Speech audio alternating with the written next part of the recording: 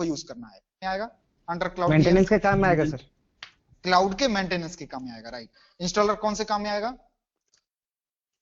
Virtual machine को install करने में, ये सॉरी इंस्टॉल सर। करने के लिए, हाँ सर। हाँ, डिप्लॉयमेंट करने में, इंस्टॉल करने में। इसको हाँ। कंपेयर कर सकते हो आप अपने मोबाइल के प्ले स्टोर से, राइट। ये किसको कंपेयर कर सकते हो आप? मोबाइल का क्या है, प्ले स्टोर। प्ले स्टोर कौन से काम में आता है कि आपको कोई एप्स डाउनलोड करना है, राइट, तब आपका प्ले स्टोर काम में आया। तो आपका इसको कंपेयर किससे कर सकते हो? मोबाइल के प्ले स्टोर से, ठीक है। ओपन स्टैक क्या है? मोबाइल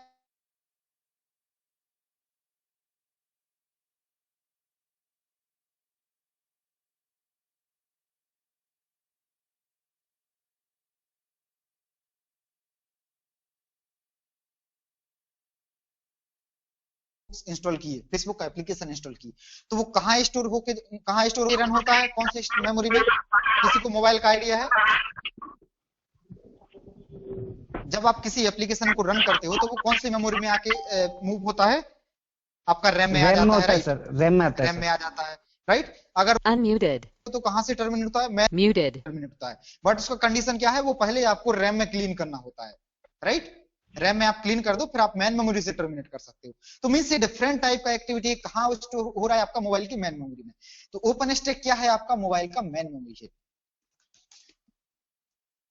आप शायद सबको समझ में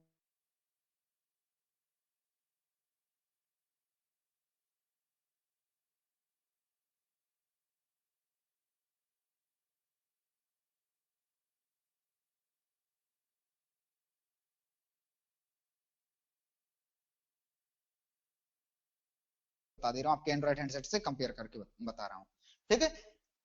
ये से करोगे तो आप वर्चुअल मशीन को डिप्लॉयमेंट कहां से करोगे? इंस्टॉलर से करोगे। और आपका एप्लीकेशन स्टोर कहां होता है जाके? आप फेसबुक जो डाउनलोड कर रहे हैं कहां स्टोर होता है जाके? आपका मैन मेमोरी में होता है। तो आपका अगर आप ट्रेस यहां से डिप्लॉयमेंट करोगे तो कहां स्टोर होगा जाके? ओपन स्टैक में स्टोर होगा। तो आप लोगों को ये टनलिंग समझ में आई, पाइपलाइन समझ में आया डिफरेंट वीएम का, क्लाउड का? क्लियर है सर। क्लियर है सबको? हाँ सर, क्लियर भास्कर, है। रणधीर, आप लोगों को डाउट था इसमें? क्लियर है? यहां तक क्लियर है? फिर मैं ओपन स्टैक की आर्किटेक्चर पे जाता हूं। Yes sir, clear. क्लियर है, ओके। अब Unmuted. स्टैक का आर्किटेक्चर डिफरेंट टाइप का है, क्या होता है अंडर क्लाउड?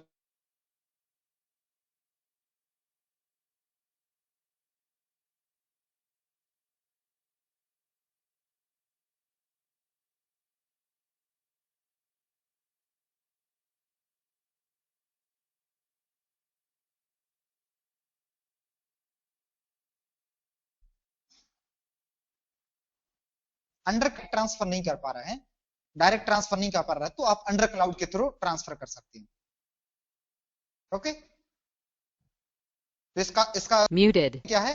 फाइल को ट्रांसफर करने के काम में आता है अंडर क्लाउड। ये मैं बताऊंगा अभी कैसे फाइल ट्रांसफर होती है।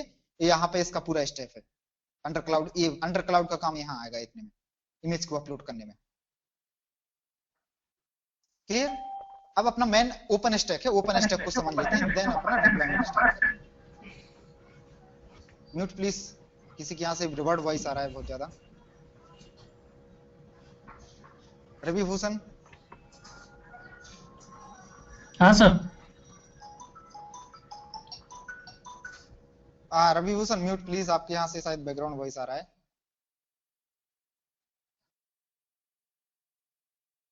ओके, तो मैं अब ओपन स्टैक का आर्किटेक्चर दिखा देता हूं। एक बार सब लोग नजर मारो ओपन स्टैक।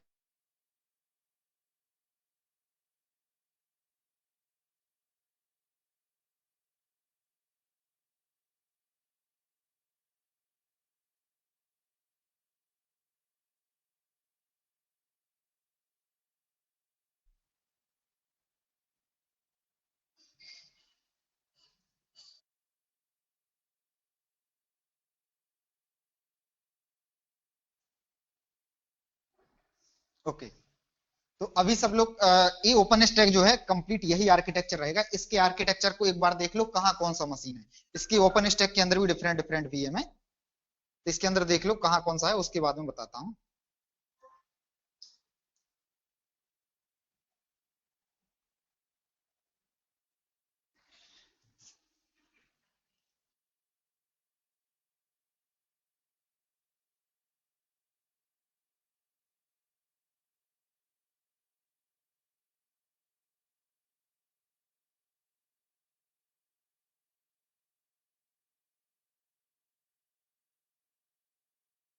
डिफरेंट डिफरेंट जगह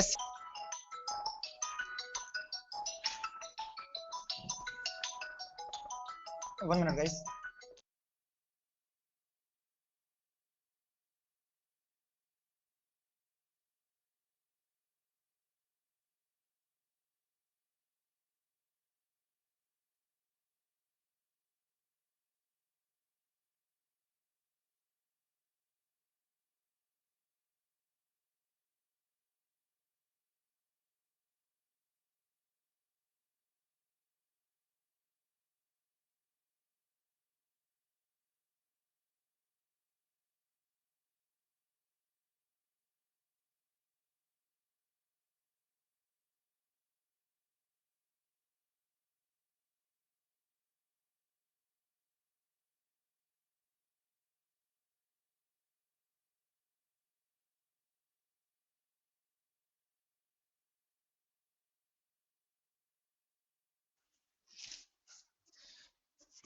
हेलो, ओके गाइस। तो आपका क्या होगा कि डिफरेंट डिफरेंट जगह सीसीटीवी लगा है, तो उसको मॉनिटर करने के लिए आप लोग क्या लगाओगे, एक डिस्प्ले लगाओगे, राइट।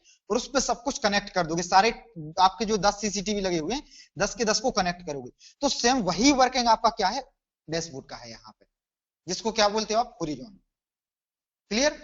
ये हो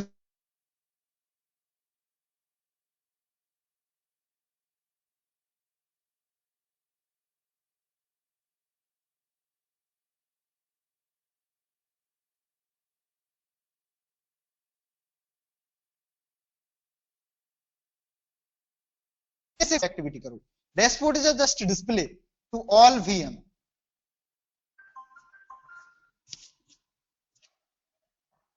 क्लियर? डैशबोर्ड सबको क्लियर है, डैशबोर्ड का काम क्या है?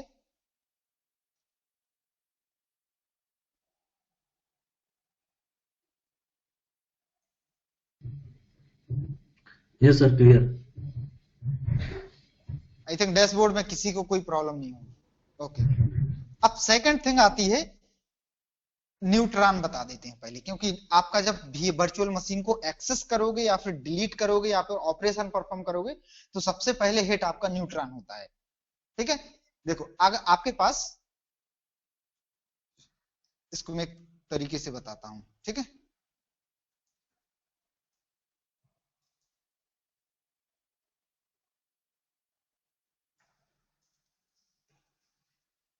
एसबीसी नोड बता देता हूं। एसबीसी नोड कौन सा नोड कहलाता है? पीसीएससीएफ कहलाता है। ठीक है, पीसीएससीएफ को एसबीसी बोलते हैं। आपका एसबीसी यहाँ पे कंप्यूट नंबर 47 पर डिप्लॉयड है। कंप्यूट नंबर 47 पे आपका एसबीसी डिप्लॉयड है। ठीक है, आपका ये कहां पे है? यहाँ पे होगा, राइट। कंप्यूट कहाँ रखा रहता है? यहाँ पे रखा रहता है। तो आपका यहाँ एसबीसी रखा हुआ है। यहाँ पे आपका क्या है? न्यूट्रॉन है। यहाँ पे आपका क्या है? न्यूट्रॉन है। ठीक है, यहाँ पे आपका न्यूट्रॉन है। अब क्या होगा यहाँ पे? सी, अगर मुझे एसबीसी को एक्सेस करना है, हर एक नोड के, मैं लास्ट क्लास में बताया था, वो नोट डाउन भी कराया था, हर एक नोड के टोटल 3 इंटरफेस होते हैं। कितना इंटरफेस होता है? 3। कोई बंदा बताए, किसी को याद है कितना इंटरफेस होता है? सिग्नलिंग इंटरफेस होता है, नेटवर्क इंटरफेस होता है, ओके और थर्ड ओके, नोट डाउन कर लो अगर किसी को अभी प्रॉब्लम हो इसमें। तो फर्स्ट होता है OAM interface, operation OM and interface maintenance. Sir, OM interface. OM interface किस काम में आता है? एक्सेस करने के लिए। नोड को अगर आपको एक्सेस करना है तो आपको ओएम इंटरफेस के थ्रू करना पड़ेगा, राइट। नोड को एक्सेस करना है, उस पर कोई एक्टिविटी परफॉर्म करना है, तो ओएम इंटरफेस के थ्रू आपको नोड एक्सेस करना है। सेकंड आपका कौन सा होता है? Signalling interface. सिग्नलिंग इंटरफेस कौन सा होता है? सिग्नल पाथ और होता है। सिग्नल पाथ में जो काम में आता है, सिग्नलिंग में काम में आता है। और आप अपने लैंग्वेज में क्या लिख सकते हो समझने के हिसाब से, कॉल स्टेब्लिश होने के पहले जो आपका पाथ रहता है, call establish path, call establish होने के पहले जो आपका पाथ रहता है वो आपका कौन सा होता है? Signalling path. और थर्ड पाथ कौन सा होता है? Media path. इसको और दूसरा क्या बोलते हैं, आरटीपी। जब आपका कॉल क्रिएट हो जाता है तो आप सामने वाले बंदे से बात करते हो, तो आपका जो पैकेट ट्रांसफर होता है, आपने हेलो बोला तो एक हेलो का पैकेट बनेगा 0101 के फॉर्म में, राइट। तो वो 00101 जिस पाथ में ट्रांसफर होगा, ट्रांसमिट होगा जिस पर्टिकुलर टनल में, वो टनल आपका क्या होगा, मीडिया पाथ। तो वो टनल कौन से इंटरफेस के थ्रू क्रिएट होगा, आपका मीडिया इंटरफेस के थ्रू। क्लियर है। तो जब आप नोड को एक्सेस करोगे, फॉर एग्जांपल आप एसबीसी को एक्सेस कर रहे हो, तो आप सबसे पहले कहां हिट करोगे, आप कहां हिट करोगे, न्यूट्रॉन पे हिट करोगे। कौन से इंटरफेस के थ्रू हिट करोगे आप, ओएएम इंटरफेस के थ्रू हिट करोगे, राइट। अगर आप कॉल लगा रहे हो और आपका ये एसबीसी इन्वॉल्व हो रहा है, तो यहां पे न्यूट्रॉन पे कौन से इंटरफेस के साथ हिट करोगे, सिग्नलिंग के साथ करोगे, ठीक है। अगर आपका कॉल जनरेट हो गया है, आपको हेलो बोल रहे हैं और एसबीसी इन्वॉल्व हो रहा है ये पर्टिकुलर, तो वहां पे आपका कौन सा इंटरफेस क्रिएट हो इन्वॉल्व होगा, आरटीपी इंटरफेस इन्वॉल्व होगा, राइट। क्लियर है ये चीज सबको, न्यूट्रॉन का काम सबको समझ आ गया।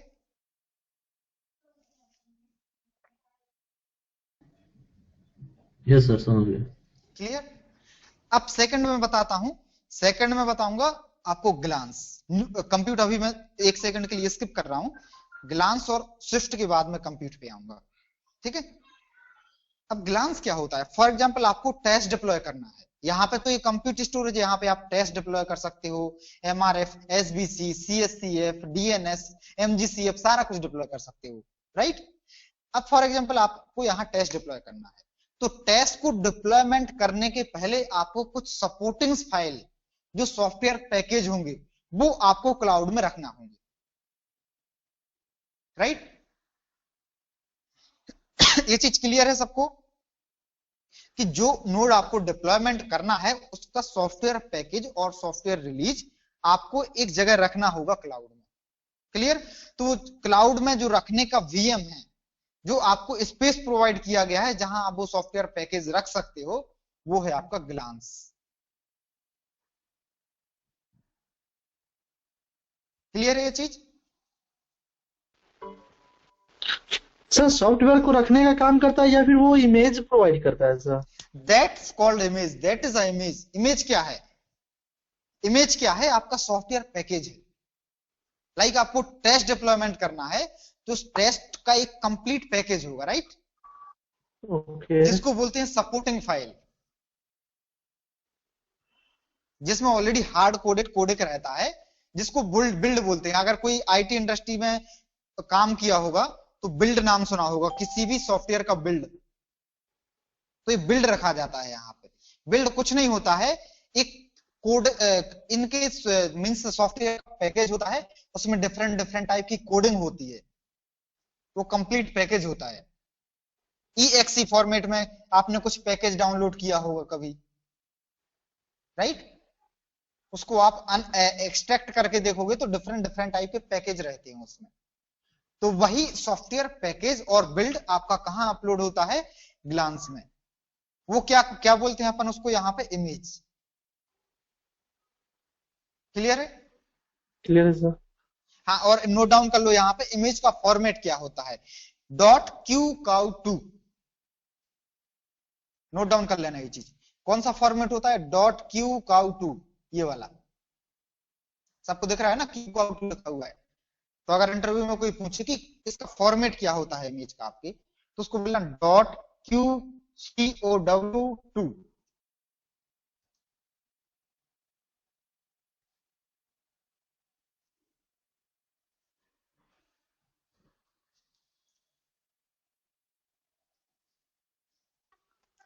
सर रिपीट कीजिए, इसका मतलब सर क्या हुआ, ये कोड हुआ क्या सर? नहीं नहीं, फॉर्मेट है आपका। जैसे वर्ड फाइल का एक्सटेंशन क्या होता है, एक्सेल का एक्सटेंशन क्या होता है, टीएक्सटी नोटपैड की फाइल का एक्सटेंशन क्या है। देखो ये हमारी नोटपैड फाइल है, राइट। इसका एक्सटेंशन क्या है, .txt। इसी तरीके से जो सॉफ्टवेयर बिल्ड रहता है उसका पैकेज रहता है .qcow2, that is the extension, file extension. Ravibhushan, आप बार बार ज्वाइन हो रहा है, डिस्कनेक्ट हो रहा है, इसमें आपका ये पूरा सिंक मिस्टेक हो जाएगा। और आपका अगर डिप्लॉयमेंट इंटरव्यू देते हो तो आपका केवल और केवल इस टाइप का ही क्लास काम में आएगा, ये सारा चीज बता दोगे तो डेफिनेटली डिप्लॉयमेंट वाला इंटरव्यू क्रैक हो जाएगा। तो थोड़ा सा इंटरनेट को स्टेबल करके रखो।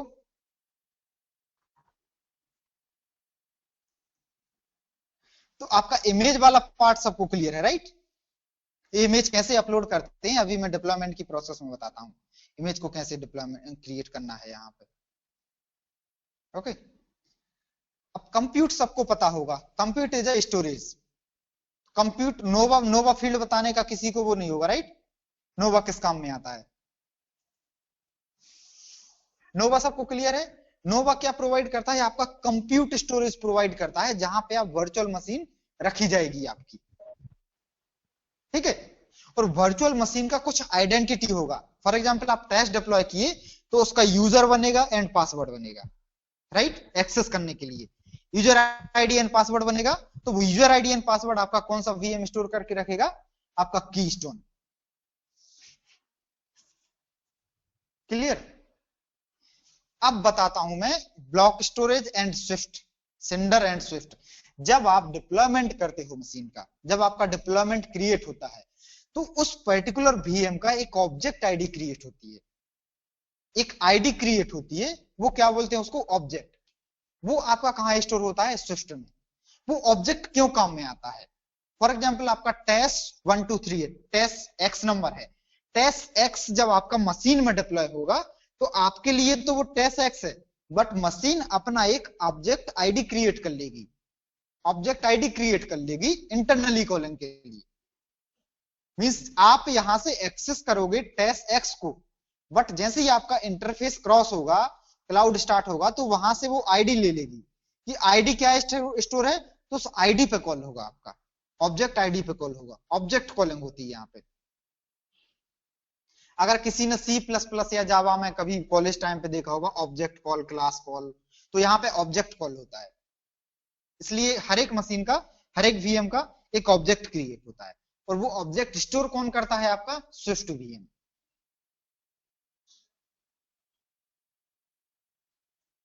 क्लियर? Unmuted. सर इसमें वर्चुअल मशीन, वर्चुअल मशीन आप क्या बोलोगे कि मेरा जो ऑब्जेक्ट स्टोर करता है वो हमारा स्विफ्ट करता है, वर्चुअल मशीन का ऑब्जेक्ट। तो उसका नेक्स्ट क्वेश्चन क्या है सामने वाले का? ये ऑब्जेक्ट बनता कब है, बिल्ड कब होता है, ऑब्जेक्ट क्रिएट कब होता है? तो क्या बोल रहा है कि जब हमारा वर्चुअल मशीन डिप्लॉयमेंट होता है उस टाइम हमारा एक ऑब्जेक्ट आईडी क्रिएट होता है। हर एक मशीन का एक ऑब्जेक्ट आईडी क्रिएट होता है, ठीक है? तो वो ऑब्जेक्ट आईडी हमारा स्टोर कहां होता है? स्विफ्ट पे। फॉर एग्जांपल आपका नाम क्या है? एग्जांपल में बताता हूं, रणधीर, ठीक है? एक बंदे का नाम है रणधीर, बट रणधीर अभी फॉर एग्जांपल नोकिया में ज्वाइंट है। एग्जांपल में बता रहा हूं, Muted. ज्वाइंट है। तो रणधीर डेटाबेस से रणधीर के नाम से कॉल नहीं होगा। अगर कोई डेटाबेस वाला बंदा डेटा उठाना चाहे तो रणधीर के नाम से कॉल नहीं करेगा। आपका ऑफिस कॉलीग्स, आपका फ्रेंड सर्किल, ये आपका घर वाले आपको रणधीर के नाम से कॉल करेंगे। बट अगर कोई डेटाबेस का बंदा कॉल करेगा नोकिया का, तो वो रणधीर के नाम से कॉल नहीं करेगा, क्योंकि वहां पर ढेर सारे रणधीर होंगे। वहां पे किससे कॉल होगा? रणधीर की एक आईडी क्रिएट होगी, ऑब्जेक्ट आईडी क्रिएट होती है, जिसको आप लोग बोलते हो एम्प्लॉय आईडी। तो अगर वो इंटरनली कॉल करेगा तो रणधीर की एम्प्लॉय आईडी से कॉल करेगा, ना कि रणधीर के नाम से कॉल करेगा। Unmuted.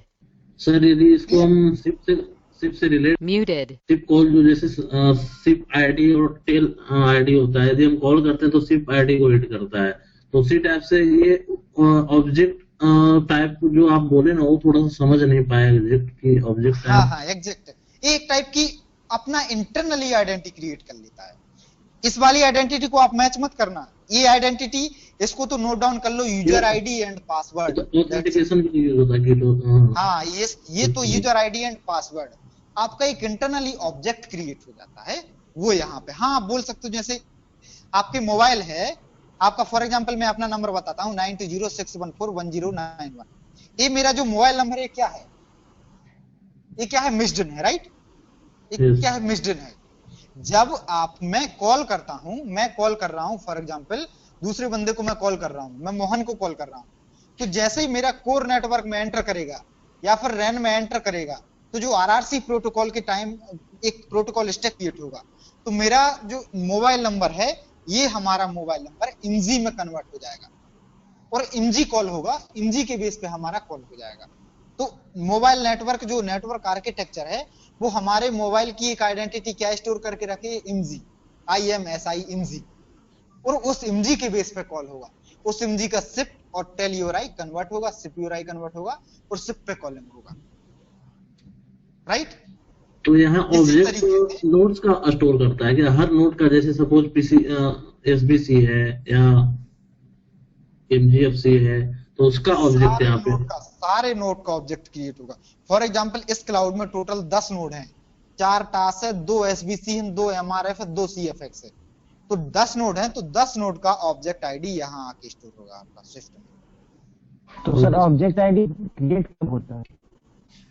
अभी बताया ना, ऑब्जेक्ट आईडी जब आप डिप्लॉयमेंट करोगे तब आपका क्रिएट होता है, during deployment during Unmuted. Create होगा। ऑब्जेक्ट आईडी क्रिएट होगा।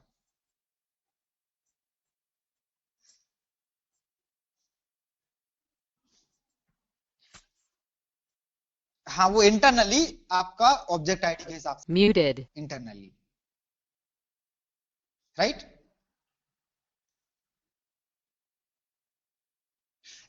बेस्ट एग्जांपल इसका यही है कि आप, ये नोकिया कंपनी है, फॉर एग्जांपल रणधीर कहाँ नोकिया ज्वाइन किया, तो ये नोकिया कंपनी है, बाहर इसको नोकिया रणधीर के नाम से जानते हैं, अंदर भी रणधीर के नाम से जानते हैं, बट यहाँ पे डेटाबेस वाला बंदा बैठा है तो उसकी एम्प्लॉय आईडी सेव करके रखेगा। तो जब ये ज्वाइन किया तो इसकी एक एम्प्लॉय आईडी जनरेट कर दी, राइट। फॉर एग्जाम्पल 1231 इसका एम्प्लॉय आईडी है, तो एम्प्लॉय आईडी सेव कर ली यहाँ पे।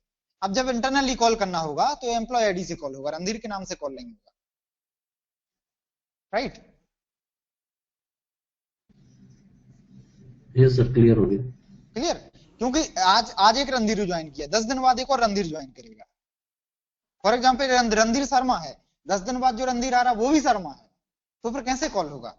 तो इस चीज को ओवरकम करने के लिए एक अपन ने ऑब्जेक्ट आईडी का कंसेप्ट लाया क्लाउड वाले,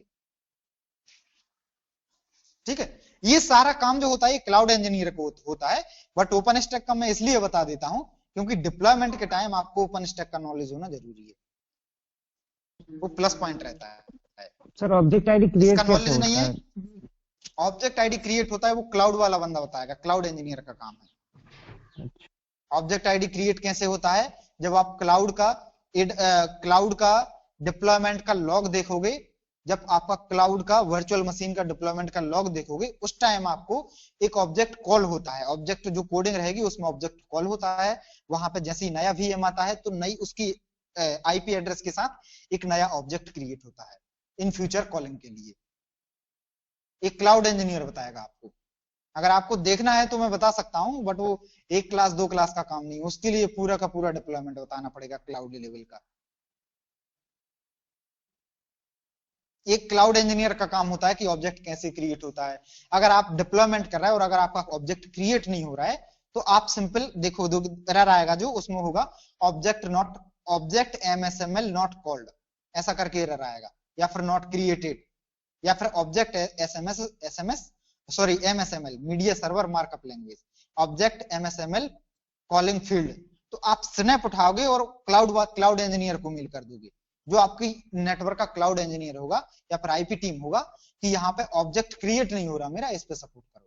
तो फिर क्लाउड इंजीनियर आएगा, क्लाउड वाला बंदा आएगा और वो अपने एंड से ऑब्जेक्ट वाली जो कोडिंग होगी उसको करेक्ट करेगा और जो भी उसका काम है, और वापस आपको बोल देगा कि अब आप डिप्लॉयमेंट करो, ऑब्जेक्ट प्रॉब्लम सॉर्ट आउट हो गई है। क्लियर? क्योंकि एक बंदा सारे काम नहीं कर सकता, आप VNF से हो कि क्लाउड टीम से हो, राइट।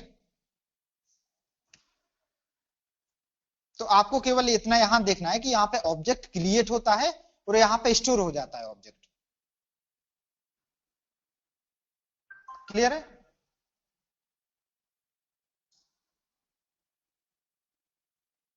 क्लियर है सबको? क्लियर है sir. Unmuted. Okay okay. Muted. Next कौन सा बचा है आपका?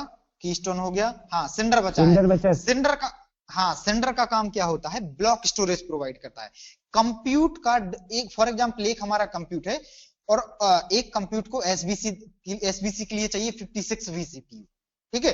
एक कंप्यूट के अंदर टोटल 72 vCPU होता है। ये डिफरेंट डिफरेंट कंपनी के क्लाउड पर डिपेंड करता है। आप अमेजन का क्लाउड यूज करोगे तो डिफरेंट कंप्यूट कॉन्फ़िगरेशन मिलेगा, हुआवे क्लाउड यूज करोगे तो डिफरेंट कॉन्फ़िगरेशन मिलेगा।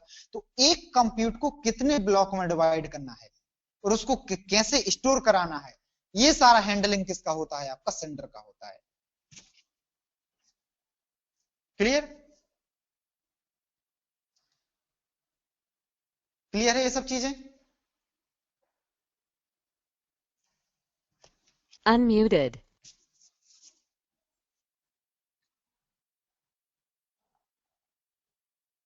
ब्लॉक, BLOC के ब्लॉक। देखो एक कंप्यूट होता है, कंप्यूट का आर्किटेक्चर किस तरीके से होता है? कंप्यूट आपका जो बनेगा, फॉर एग्जांपल आपका एक कंप्यूट है, ठीक है, इसको क्या होता है कि डिफरेंट ब्लॉक में डिवाइड किया जाता है। फॉर एग्जांपल इसको 4 ब्लॉक में डिवाइड किया गया, ठीक है, 4 ब्लॉक में डिवाइड किया गया। इसका टोटल vCPU कितना है? vCPU कितना है इसका? 72 है, ठीक है। एंड स्पेस कितना है इसके पास? स्पेस इक्वल टू कितना है इसका? 1 टेराबाइट है, ठीक है। तो एक ब्लॉक में कितना जाएगा? इंटू 4, डिवाइड 4 डिवाइड 4 डिवाइड 4, ठीक है। इस तरीके से ब्लॉक में, तो एक ब्लॉक में कितना जाएगा? डिवाइड 4 इसका कितना आएगा, और 72 का डिवाइड 4, जो वैल्यू आएगी वो एक ब्लॉक के लिए होगी। तो इसका मेंटेन कौन करता है? ये आपका किसका काम है? सेंटर का काम है। Virtual CPU, virtual CPU, virtual CPU होता है। 72 वर्चुअल सीपीयू रहेंगे यहाँ पे, एक कंप्यूट के अंदर 72 वर्चुअल सीपीयू रहते हैं। हाँ हाँ, अगर आप क्लाउड को देखने जाओगे कि मुझे पूरा क्लाउड सीखना है, तो क्लाउड कंप्लीट सीखने के लिए आपको 2 से 3 महीने देने पड़ेंगे। इवन मैं अभी क्लाउड खुद से देख रहा हूं, तो ऑलरेडी मैंने 50% पार्ट कवर कर लिया है क्लाउड इंटरनल का, और मैं सर्टिफिकेशन भी कर रहा हूँ क्लाउड का। क्लाउड का जब एक बार आप कंप्लीट कर लोगे, तो आप ये फील्ड छोड़ के क्लाउड में भी स्विच कर सकते हो। बट क्लाउड को कवर करना इतना नॉर्मल आसान नहीं है।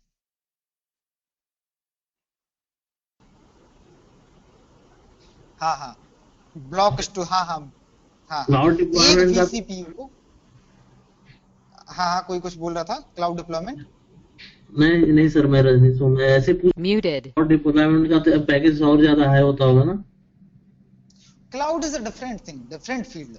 उसके लिए आपको जरूरी नहीं है कि आपको LT आना चाहिए, आपको SIP आना चाहिए, कुछ भी नहीं आना चाहिए आपको। अगर आप क्लाउड डिप्लॉयमेंट में जाते हो तो आप, अगर आप क्लाउड इंजीनियर बनना चाहते हो, क्लाउड फील्ड में जाना चाहते हो, SIP LT विल्टी कुछ नहीं आएगा तब भी चलेगा। आपको क्लाउड का नॉलेज होना चाहिए, क्लाउड की कोडिंग का नॉलेज होना चाहिए। Cloud is a different field, okay right. जैसे आपका डेटाबेस इंजीनियर क्या होता है, वो क्लाउड डेटाबेस अलग फील्ड है, आपका जावा स्क्रिप्ट सॉफ्टवेयर एक अलग फील्ड है, राइट। अभी आप Yes. टेलीकॉम की नेटवर्किंग में, टेलीकॉम के सॉफ्टवेयर में भी नहीं हो, टेलीकॉम की नेटवर्किंग में। क्लियर? अगर आप टेलीकॉम के सॉफ्टवेयर में जंप करना चाहते हो, तो अगर आपको इतना नेटवर्किंग का नॉलेज होगा, इसके बाद आपको जावा आना चाहिए, बिल्ड बनाने आना चाहिए, पाइथन आना चाहिए, तो आप टेलीकॉम के सॉफ्टवेयर रिमूव कर सकते हो, जिसको बोलते हैं R&D टीम। हर एक उसका R&D टीम होता है, टेलीकॉम सॉफ्टवेयर टीम, जिसको डेवलपमेंट भी बोलते हैं। अगर आपको इतना होने के बाद, अगर आपको अच्छे से जावा स्क्रिप्ट लिखना आता है, पाइथन स्क्रिप्ट लिखना आता है, डेटाबेस का भी नॉलेज है, तो आप डेवलपमेंट में जा सकते हो, जिसको बोलते हैं R&D। Okay clear? R&D department mostly कहाँ होता है आपका? प्रोडक्ट कंपनी में, नोकिया में, हुआवे में, रेडिसिस में, या आपका क्वालकॉम में, इनमें आपका R&D डिपार्टमेंट होता है।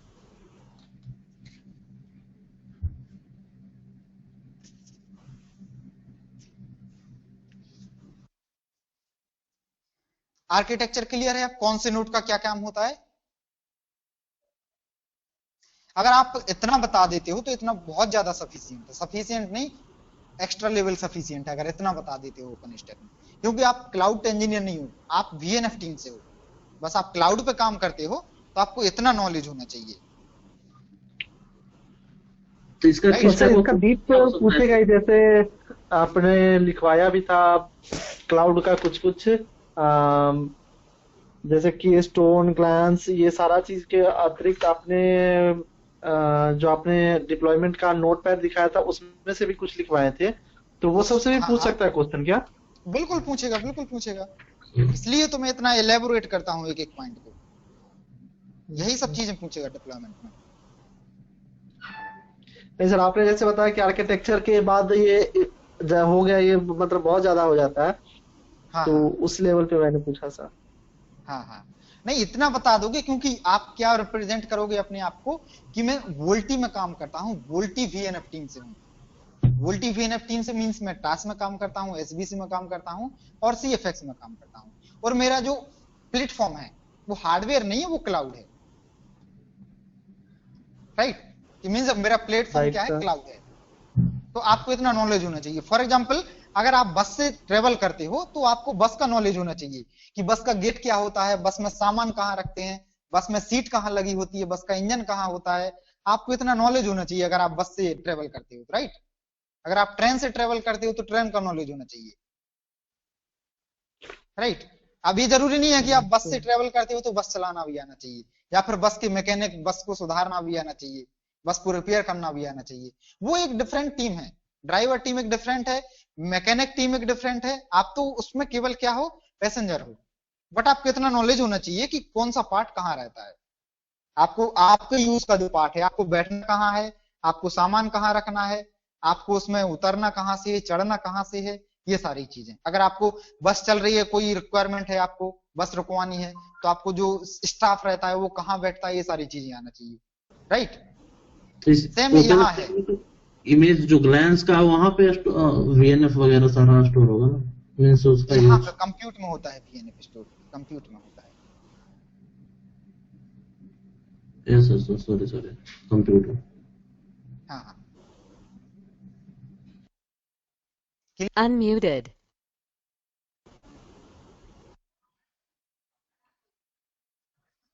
आप, हाँ हाँ राइट, ओके ओके। कंप्यूट में करते हैं, कंप्यूट पे हिट होता है। डिप्लॉयमेंट करोगे तो कंप्यूट पे स्टोर होगा। हाँ हाँ देखो मैं बता देता हूँ।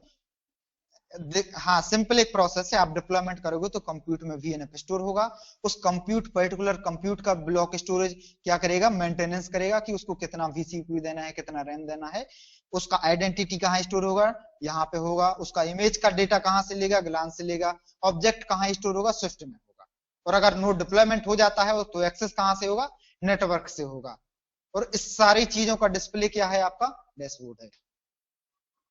क्लियर है, सारी चीज क्लियर है।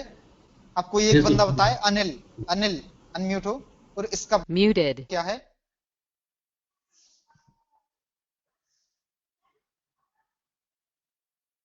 अनिल मेरा वॉइस आ रहा है? आई थिंक अनिल के एंड पे कोई प्रॉब्लम है। रवि भूषण,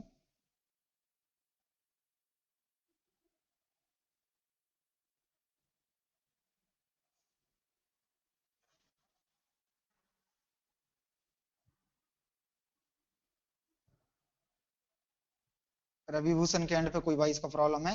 कैफी आजमी,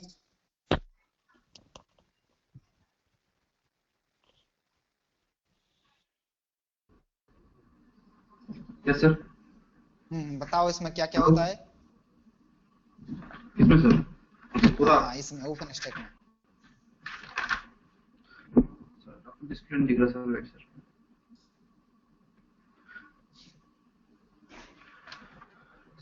सर वर्जन अपना सर डिस्प्ले के उसका काम में आता है सर। ओके ओके न्यूटन से अपना क्या बोलते हैं, न्यूटन से अपना के डिप्लॉयमेंट काम आता है सर। इंटरफेस जो कुछ भी अपना यूजिंग किया था ना, कुछ डिप्लॉयमेंट काम इन काम अपना। ओके कंप्यूटर से अपना स्टोरेज अपना ग्लांस, नोवा सर, नोवा स्टोरेज में काम आता है। ग्लांस अपना सर इमेज स्टोरेज में काम आता है, जो अपना पहले प्री सॉफ्टवेयर इमेज में स्टोर होता है।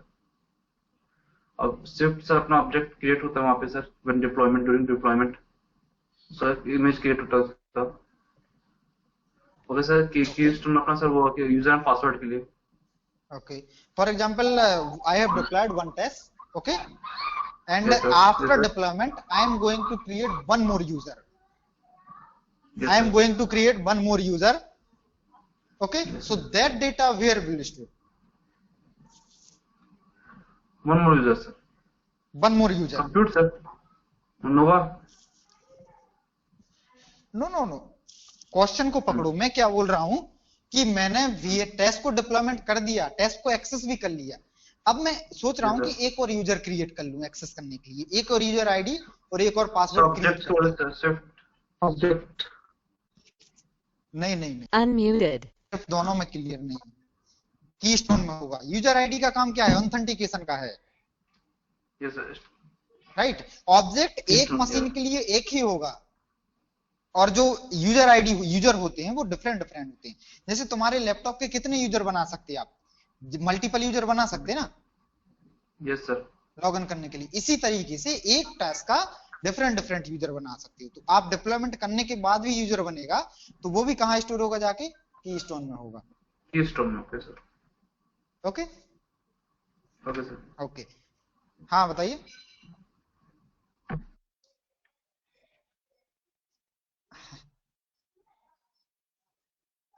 हाँ हाँ हाँ हाँ। हम्म। नहीं नहीं, अगर आपको डायरेक्ट डिप्लॉयमेंट करना है तो हाँ मैं बता देता हूँ। हाँ हाँ हाँ, समझ गया क्वेश्चन समझ गया। पहली बार आप डिप्लॉयमेंट करोगे तो आपने इमेज कहाँ रख दिया? फॉर एग्जांपल आप टेस्ट डिप्लॉयमेंट करने जा रहे हैं, ठीक है? तो टेस्ट का इमेज कहाँ रख दिया? यहाँ पे पहले तुम्हें इमेज डिप्लॉय करना होगा। वहां पे इमेज कहाँ रख दिया?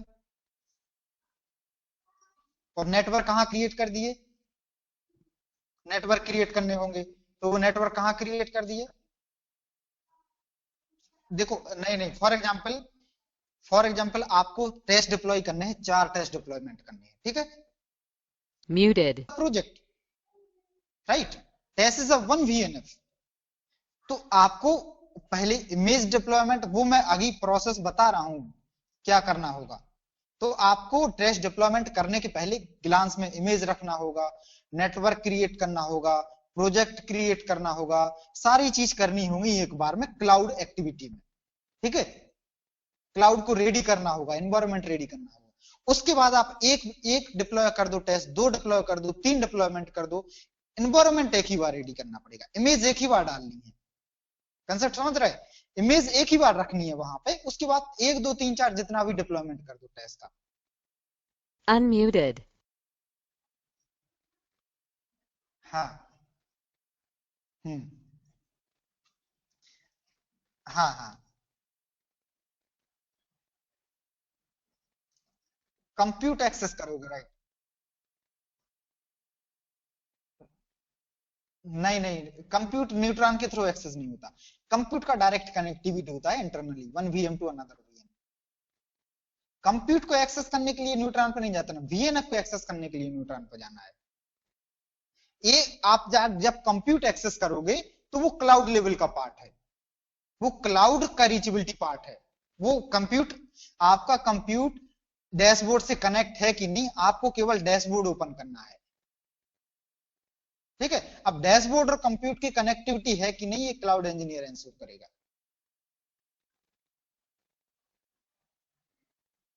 आप डैशबोर्ड ओपन करके टेस्ट डिप्लॉय नहीं करोगे। आप यहां तो डिप्लॉयमेंट होगा ही नहीं तुम्हारा। डिप्लॉयमेंट आपको कहां से करना है? इंस्टॉलर से। यहां पे आपको इंस्टॉलर कहां दिख रहा? ये तो आपका ओपन स्टैक है, क्लियर? तो आपका इंस्टॉलर से कनेक्टिविटी ओपन स्टैक की रहेगी, ओपन स्टैक की हॉरिजॉन की रहेगी, और हॉरिजॉन से कनेक्टिविटी आपकी कंप्यूट की रहेगी, राइट? मींस पहले तो एक्सटर्नल कनेक्टिविटी रहेगी installer to OpenStack, undercloud to OpenStack, undercloud to installer, right? अब इंटरनली कनेक्टिविटी रहेगी डैशबोर्ड की कंप्यूट, डैशबोर्ड की न्यूट्रॉन। तो आपको डिप्लॉयमेंट तो इंस्टॉलर में करना है, यहां कहीं नहीं करना। इंस्टॉलर आपको डिप्लॉयमेंट यहां से स्टार्ट करना है, और ऑब्जर्वेशन यहां देखना है कि कहां डिप्लॉयमेंट हो रहा है, क्लियर? अब इसी पार्ट पे आ Muted. रहा है आपके।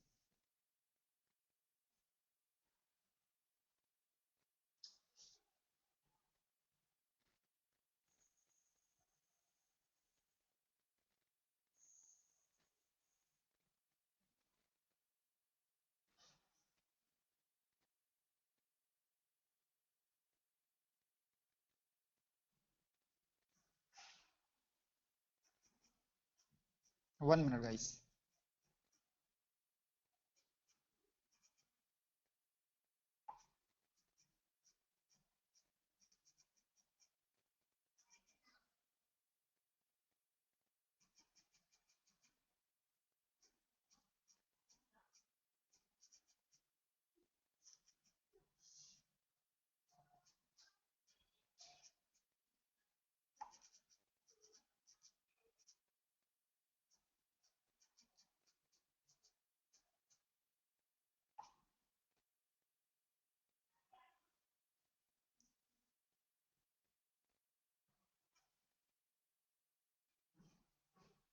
ओके, एक मैसेज आया था। ओके, तो अभी आपको क्लियर है सब?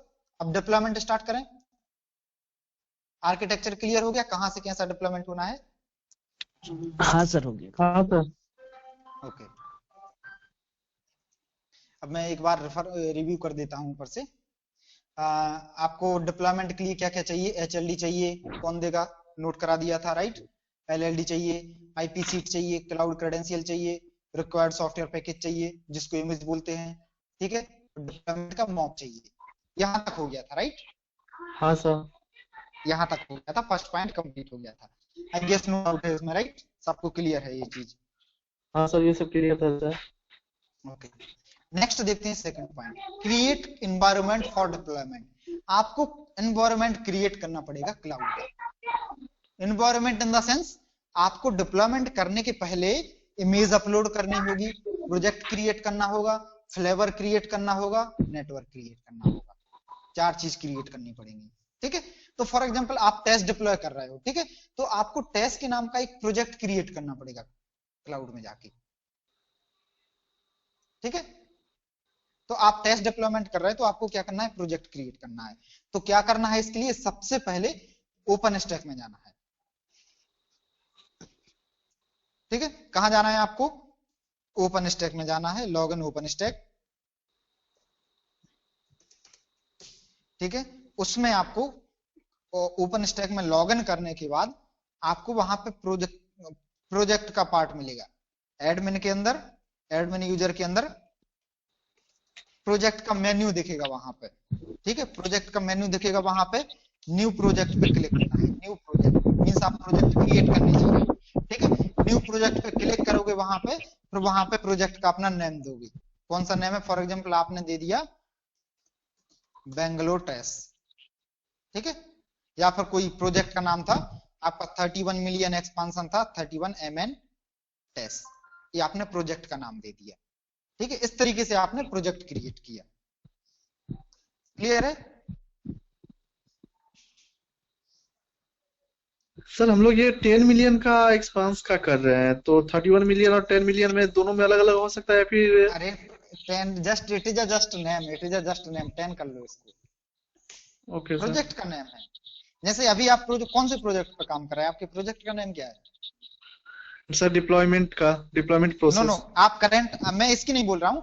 आप अभी कहीं ना कहीं जॉब कर रहे होंगे, तो उस प्रोजेक्ट का नाम क्या है? किसी ना किसी प्रोजेक्ट पे होंगे, राइट। हाँ सर। कौन सा वो प्रोजेक्ट है? भारतीय सर, भारतीय सर। नहीं, भारतीय क्लाइंट है। प्रोजेक्ट का नाम क्या है? प्रोजेक्ट का नाम है sir 4G, Airtel 4G। Airtel 4G आपकी टेक्नोलॉजी। मैं पूछ रहा हूँ प्रोजेक्ट का नाम क्या है? किसी ना किसी आप प्रोजेक्ट पे रहते हो। सर प्रोजेक्ट पे आपका तो हम लोग प्रोजेक्ट का वही। रहता है फॉर एग्जांपल 10 मिलियन सब्सक्राइबर, और अगर कोई टेक्नोलॉजी आ रही है तो 10 million 88 R, 10 million 44 R, 10 million आपका FDD, 10 मिलियन TDD, एक्सपांशन चलता है आपका इस तरीके से। तो ये प्रोजेक्ट नेम अलग अलग रहते हैं। इस तरीके से आप जैसे ड्राइव में काम कर रहे होगे तो किसी ना किसी प्रोजेक्ट पे होगे। आपका क्लाइंट होगा भारती, फॉर एग्जांपल आपका क्लाइंट है भारती, आपका प्रोडक्ट कंपनी है हुआवे जो आपका प्रोडक्ट लगा रही है, और आपके प्रोजेक्ट का नाम है 10 मिलियन 44 आर एक्सपांशन। इस तरीके से एक प्रोजेक्ट का नेम होता है, राइट, जिस पे आप ड्राइव करने जाते हो। उस पे वो लोग, वो उस प्रोजेक्ट के अंदर आपकी एक साइड लगेगी, उसका प्री होगा, पोस्ट होगा, जो भी एक्टिविटी होगी उस पर आप ड्राइव करोगे, उस पर जो भी एक्टिविटी होगा, राइट। इस तरीके से एक प्रोजेक्ट का नेम होता है। अगर आपको इसमें डाउट है तो आप अपने मैनेजर को पूछना, जो आपकी कंपनी का मैनेजर हो उसको पूछना प्रोजेक्ट का नेम क्या है, उसको पता होगा। आपको तो केवल फॉर एग्जांपल आपको ड्राइव मिल गया तो आपको ड्राइव करने जाना, या फिर आप ऑफिस में काम कर रहे हो तो आपको बंदे कोऑर्डिनेट करना, या फिर आपको रिपोर्ट बनाना, या फिर आप आरएन हो तो केवल आपको साइट का ऑप्टिमाइजेशन कराना।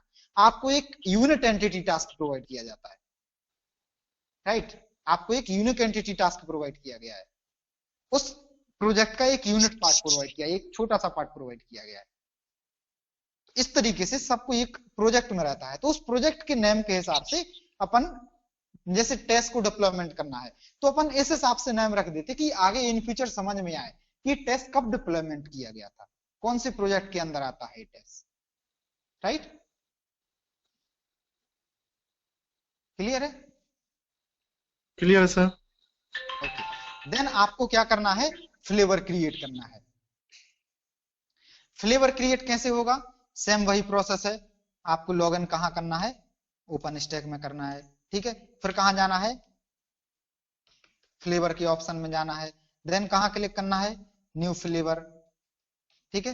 न्यू फ्लेवर क्रिएट करने के बाद वहां पे फ्लेवर का नेम देना है, फॉर एग्जांपल टेस्ट फ्लेवर, तो आपने दे दिया टेस्ट फ्लेवर। अब टेस्ट फ्लेवर का नाम दोगे और वहां पे, हाँ उसी पे आ रहा हूं। इस टेस्ट फ्लेवर के अंदर फिल क्या करना होता है, क्यों ये फ्लेवर बनाया जाता है, इसमें आपको मेमोरी डिटेल देना पड़ता है, मेमोरी डिटेल देना पड़ता है। मेमोरी डिटेल देना पड़ता है मतलब एक टास्क के लिए कितना, पर्टिकुलर एक टास्क के लिए कितना VCPU रिक्वायरमेंट है, कितना आपको रैम रिक्वायर्ड है, कितना आपको मेमोरी रिक्वायर्ड है, ये सारा डिटेल आपको फ्लेवर में देना है।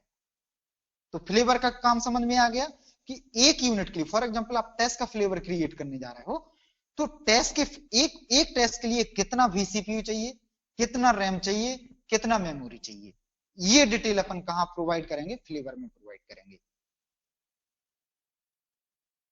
ये चीज क्लियर है? इसी के बेस पे आपका यहां पे सिंडर काम करता है। अब सिंडर का काम समझ में आया, सिंडर डेटा कहां से लेता है, सिंडर का काम क्या है, ब्लॉक स्टोरेज प्रोवाइड करना VM को, बट उसके लिए डेटा कहां से मिलेगा, वो फ्लेवर से डेटा उठाएगा। क्लियर?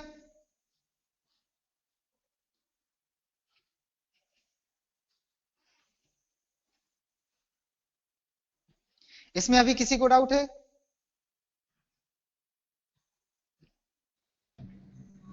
सर एक बार रिपीट कर दीजिए। एक बार रिपीट कर दूं, ओके। देखो फ्लेवर क्या होता है कि अपने को फ्लेवर क्रिएट कैसे होता है पहले वो समझ लो। आपको ओपन स्टैक में लॉगिन करना है, ठीक है। ओपन स्टैक में लॉगिन करने के बाद फ्लेवर का ऑप्शन होगा, वहां पे न्यू फ्लेवर करके एक ऑप्शन आएगा, तो वहां पे क्लिक कर दो तो आप फ्लेवर क्रिएट कर लोगे, राइट। अभी फ्लेवर होता क्या है, फ्लेवर सब लोग देख रहे हैं, फ्लेवर है क्या? तो फ्लेवर कुछ नहीं है, आपके एक यूनिट के लिए मतलब आपको टेस्ट है तो एक टेस्ट के लिए कितना मेमोरी डिटेल रिक्वायरमेंट है, VCPU और मेमोरी कितना चाहिए, तो वो डेटा आपको यहाँ प्रोवाइड करना है फ्लेवर के।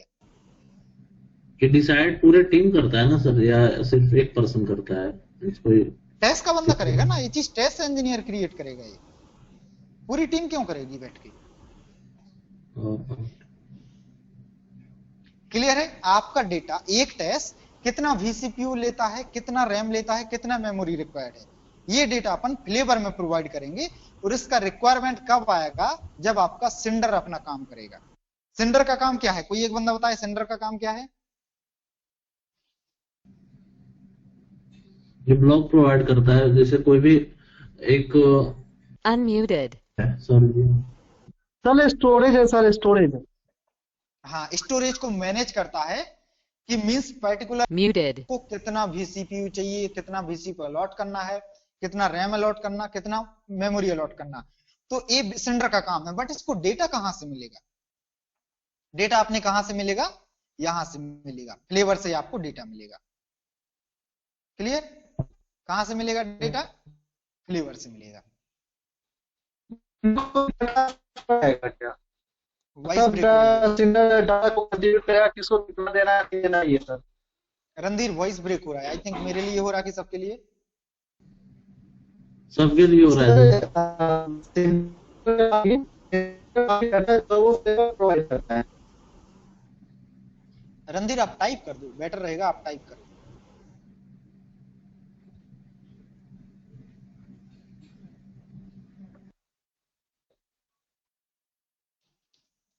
रणधीर आप टाइप कर दो, आपका क्वेश्चन क्लियर कर दें, क्योंकि ये चीज अभी क्लियर नहीं हुआ तो बाद में डिप्लॉयमेंट कंट्रोल करना मुश्किल होगा, इसलिए मैं सबसे ज्यादा टाइम दे रहा हूं इस पे।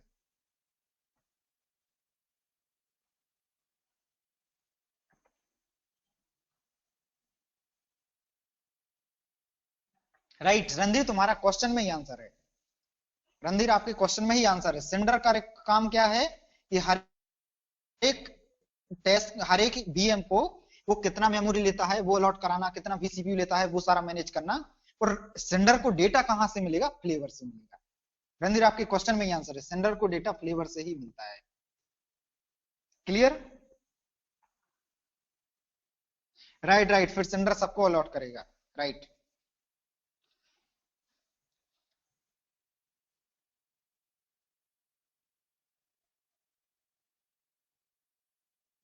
ओके।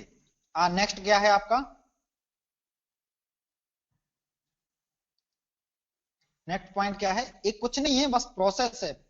आप एक बार पढ़ भी लोगे तब भी समझ आएगा, बट मैं थोड़ा सा इसलिए समझा रहा हूं क्योंकि आप सब लोगों के लिए न्यू है। कभी आप लोग IP पर काम नहीं किए तो सब लोगों के लिए न्यू है ये। ठीक है, अब आपको क्या करना है? नेटवर्क क्रिएट करना है। राइट, आपकी क्या होगा? IP सीट मिल जाएगी आपको, उस IP सीट के हेल्प से आपको नेटवर्क क्रिएट करना है। एक नेटवर्क क्रिएट होगा OEM का, OEM इंटरफेस का, एक नेटवर्क क्रिएट होगा सिग्नलिंग इंटरफेस का, एक नेटवर्क क्रिएट होगा आपका मीडिया इंटरफेस का।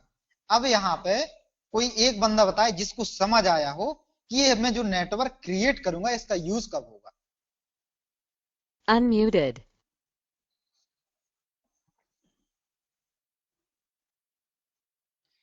एग्जैक्ट। अब नेटवर्क का सबको समझ आ गया क्यों क्रिएट करना? Muted. आपका न्यूट्रॉन सर कहां से डेटा जैसे ही उठाएगा? न्यूट्रॉन को आपका हिट नेटवर्क करेगा से। सर वैसे ही इसका यूज होगा ना sir. Exact, clear clear.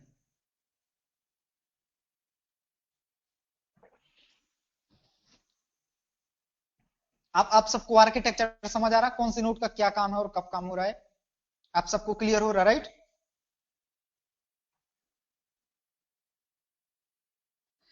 Okay. अब आपका 3 पॉइंट हो गए, आपने प्रोजेक्ट बना लिया, फ्लेवर बना लिया, नेटवर्क बना लिया। अब आपको क्या करना है? इमेज अपलोड करना है। इमेज अपलोड कैसे होती है? वही प्रोसेस है, आपको लॉगिन करना है। फर्स्ट पॉइंट क्या है? आप GUI से लॉगिन कर सकते हो। GUI से कैसे लॉगिन करोगे? GUI से कैसे लॉगिन करोगे? आप लॉगिन करो ओपनस्टैक को, ठीक है, लॉगिन करो ओपनस्टैक को, ठीक है।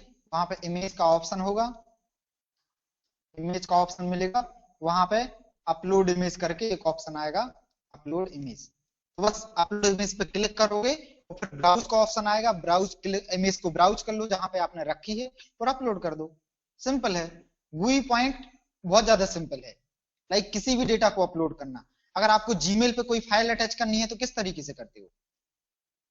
कोई एक बंदा बताए जीमेल पर फाइल किस तरीके से अटैच करते हो? सर अटैच फाइल करके हम लोग करते हैं। अटैच फाइल पे ब्राउज जाके जहां पे फाइल रखी है वहां पे फाइल उठा के यहाँ रख लेते हो, राइट?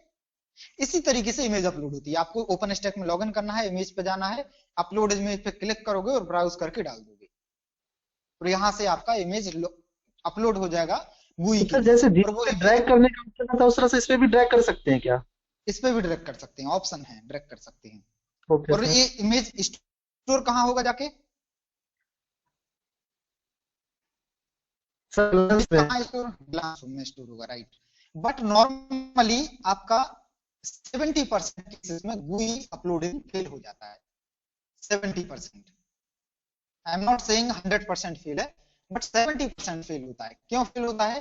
क्योंकि जो आपका इमेज होता है ये छोटा मोटा फाइल नहीं होता है, 8 GB 10 GB 15 GB इस तरीके का फाइल होता है, राइट? इस तरीके का फाइल होता है, तो आपको अपलोडिंग होते होते फेल हो जाएगा। तो नॉर्मली लोग GUI को प्रेफर नहीं करते। इजी स्टेप है, बहुत ज्यादा इजी स्टेप है, बट सब लोग प्रेफर किससे करते हैं? CLI से प्रेफर करते हैं, कंट्रोल से प्रेफर करते हैं। कंट्रोल से मैं लॉगिन, कंट्रोल से ट्रांसफर करूंगा, उसमें आपकी सिक्योरिटी रहती है। बैकएंड से आपके कोई भी नोड के दो विंडो होते हैं, राइट। एक तो आपका ग्राफिकल यूजर इंटरफेस होता है, एक कमांड लाइन इंटरफेस होता है, राइट। तो नॉर्मली सब लोग किससे करते हैं? कमांड लाइन इंटरफेस से करते हैं, क्योंकि ये 100% सिक्योरिटी देता है। उसका प्रोसेस क्या है? आपको कमांड लाइन इंटरफेस लॉगिन करना है। सबसे पहले तो आपका जो इमेज रखा हुआ है, फर्स्ट पॉइंट क्या है इसका? इस CLI का पॉइंट है। CLI से कैसे अपलोड करते हैं? आपका इंटरव्यू में ये कमांड पूछते हैं लोग बाग, ये कमांड 100%, अगर आप इमेज पॉइंट पे आए हो तो ये कमांड 101% पूछेगा कि कौन सी कमांड है जिससे आप इमेज को बिलांस करते हो, ठीक है। तो ये नोट डाउन करना है। सबसे पहले इसका स्टेप क्या है? अपलोड इमेज टू ओपन, ये तो प्रोसेस है। प्रोसेस का फर्स्ट पॉइंट क्या है?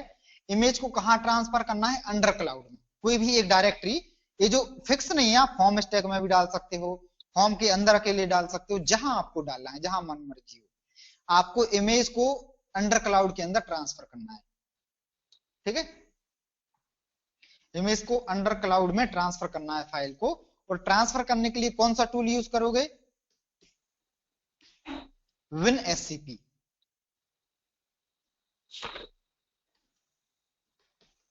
मैं एक दिन बोला था कि कुछ टूल डाउनलोड करना है, आप लोगों ने किए हैं? हाँ सर, WinSCP डाउनलोड किया है?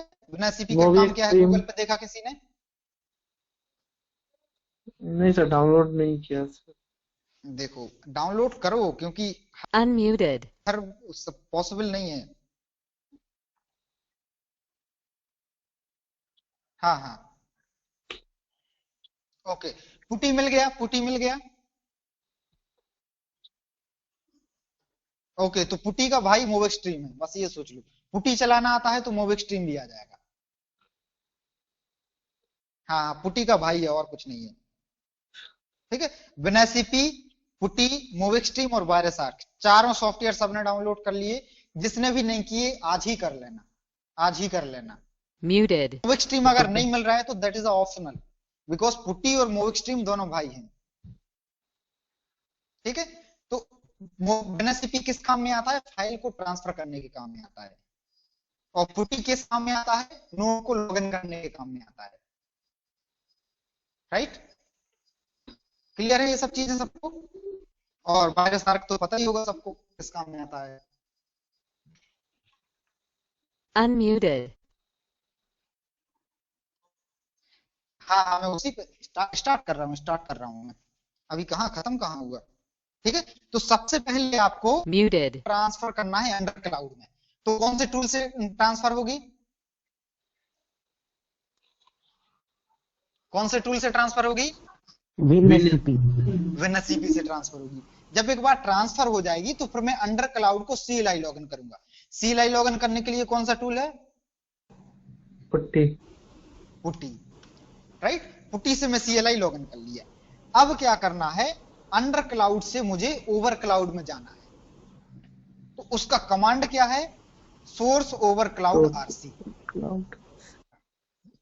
क्लियर? एक कमांड है बस, और कुछ नहीं है, कमांड है, ठीक है। क्योंकि आप अंडर क्लाउड से ऑपरेशन परफॉर्म नहीं कर सकते, क्योंकि under cloud is a static VM और over cloud is a active VM। तो आप जो कोई भी एक्टिविटी परफॉर्म करोगे एक्टिव VM से करोगे, स्टैटिक VM से नहीं करोगे।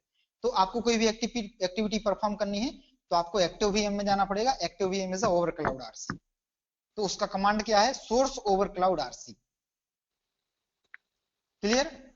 अब जब आप source over cloud RC enter करोगे तो आप कहां पहुंच जाओगे? ओवर क्लाउड में पहुंच जाओगे, राइट। अब वहां जाके आपको क्या करना है? एक कमांड चला देना है, तो आपकी इमेज ओपन स्टैक में पहुंच जाएगी, ओपन स्टैक के बिलांस में पहुंच जाएगी। कमांड क्या है? सर ये कमांड का क्वेश्चन क्या रह सकता है इंटरव्यूअर का? देखो तुम बोलोगे कि मैं वो बोलेगा डिप्लॉयमेंट प्रोसेस बताइए, तो आप क्या बोलोगे? Before deployment and we need to create environment of cloud, so for that we have to require some data like HLD, LLD, IP planning, seed, cloud credential, software package and deployment mode. After getting this all information, we are going to proceed cloud environment, ready to cloud environment. For that we have to create project, flavor, IP subnet pool, that's called network, and image upload. सो उसका तुरंत question होगा कि आप image कैसे upload करते हो, क्योंकि ये क्रिटिकल टास्क है। ये सारे टास्क 5-5 मिनट के हैं, लेकिन इमेज अपलोड का काम अगर फेल हो जाए तो एक हफ्ता लग जाता है। ये फर्स्ट टाइम में सक्सेस होने वाला टास्क नहीं है, बहुत क्रिटिकल टास्क है, इसलिए सब लोग इसी पे फोकस करते हैं। तो बोलेगा आप किस तरीके से इमेज ट्रांसफर करते हो, तो आप बोलोगे there is two option, GUI and CLI, but normally we are prefer CLI। बोलेगा व्हाई, बोला GUI is not provide 100% security. Okay, so बोलेगा CLI का स्टेप बताओ, कौन कौन सा स्टेप फॉलो करते हो। तो आपको स्टेप क्या बोल रहे हैं, first we need to transfer that particular image to undercloud any directory like home/ls any directory. After that we need to log in under cloud CLI part. After entering the CLI part we need to go over cloud. तो वो बोलेगा over cloud में क्यों जाना, बोला over cloud is active VM, from under cloud we can not process any activity. So आपको कहां जाना है, ओवर क्लाउड में। ओवर क्लाउड का कमांड क्या है, source over cloud RC। After enter the over cloud we need to run one command, that is glance command. एक command कौन सी कहलाती है, ग्लांस कमांड कहलाती है। We need to run the glance command for that image transfer from under cloud to OpenStack. OpenStack means glance, there is glance VM, right. तो आपको undercloud से Unmuted. Command चलाना है, आपको glance command होती है, command है glance. तो कमांड क्या है, glance image -create space _name, then आपका यहाँ पे इमेज नेम आएगा। फॉर एग्जांपल टास्क की इमेज का नाम क्या है, task_image, तो यहाँ पे इमेज नेम आएगा। Then space disk format qcow2 container format bare file, then image name task-image। ये आपका इमेज कमांड है, ये आपको कमांड रखनी पड़ेगी और कोई ऑप्शन नहीं है। हाँ हाँ बताइए।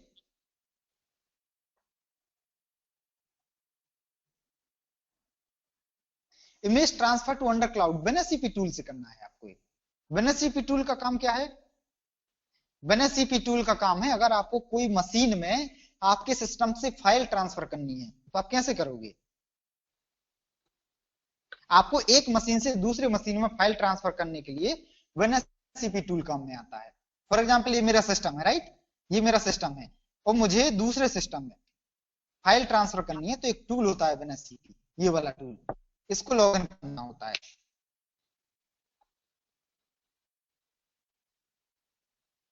अभी ओपन नहीं होगा मेरे सिस्टम में।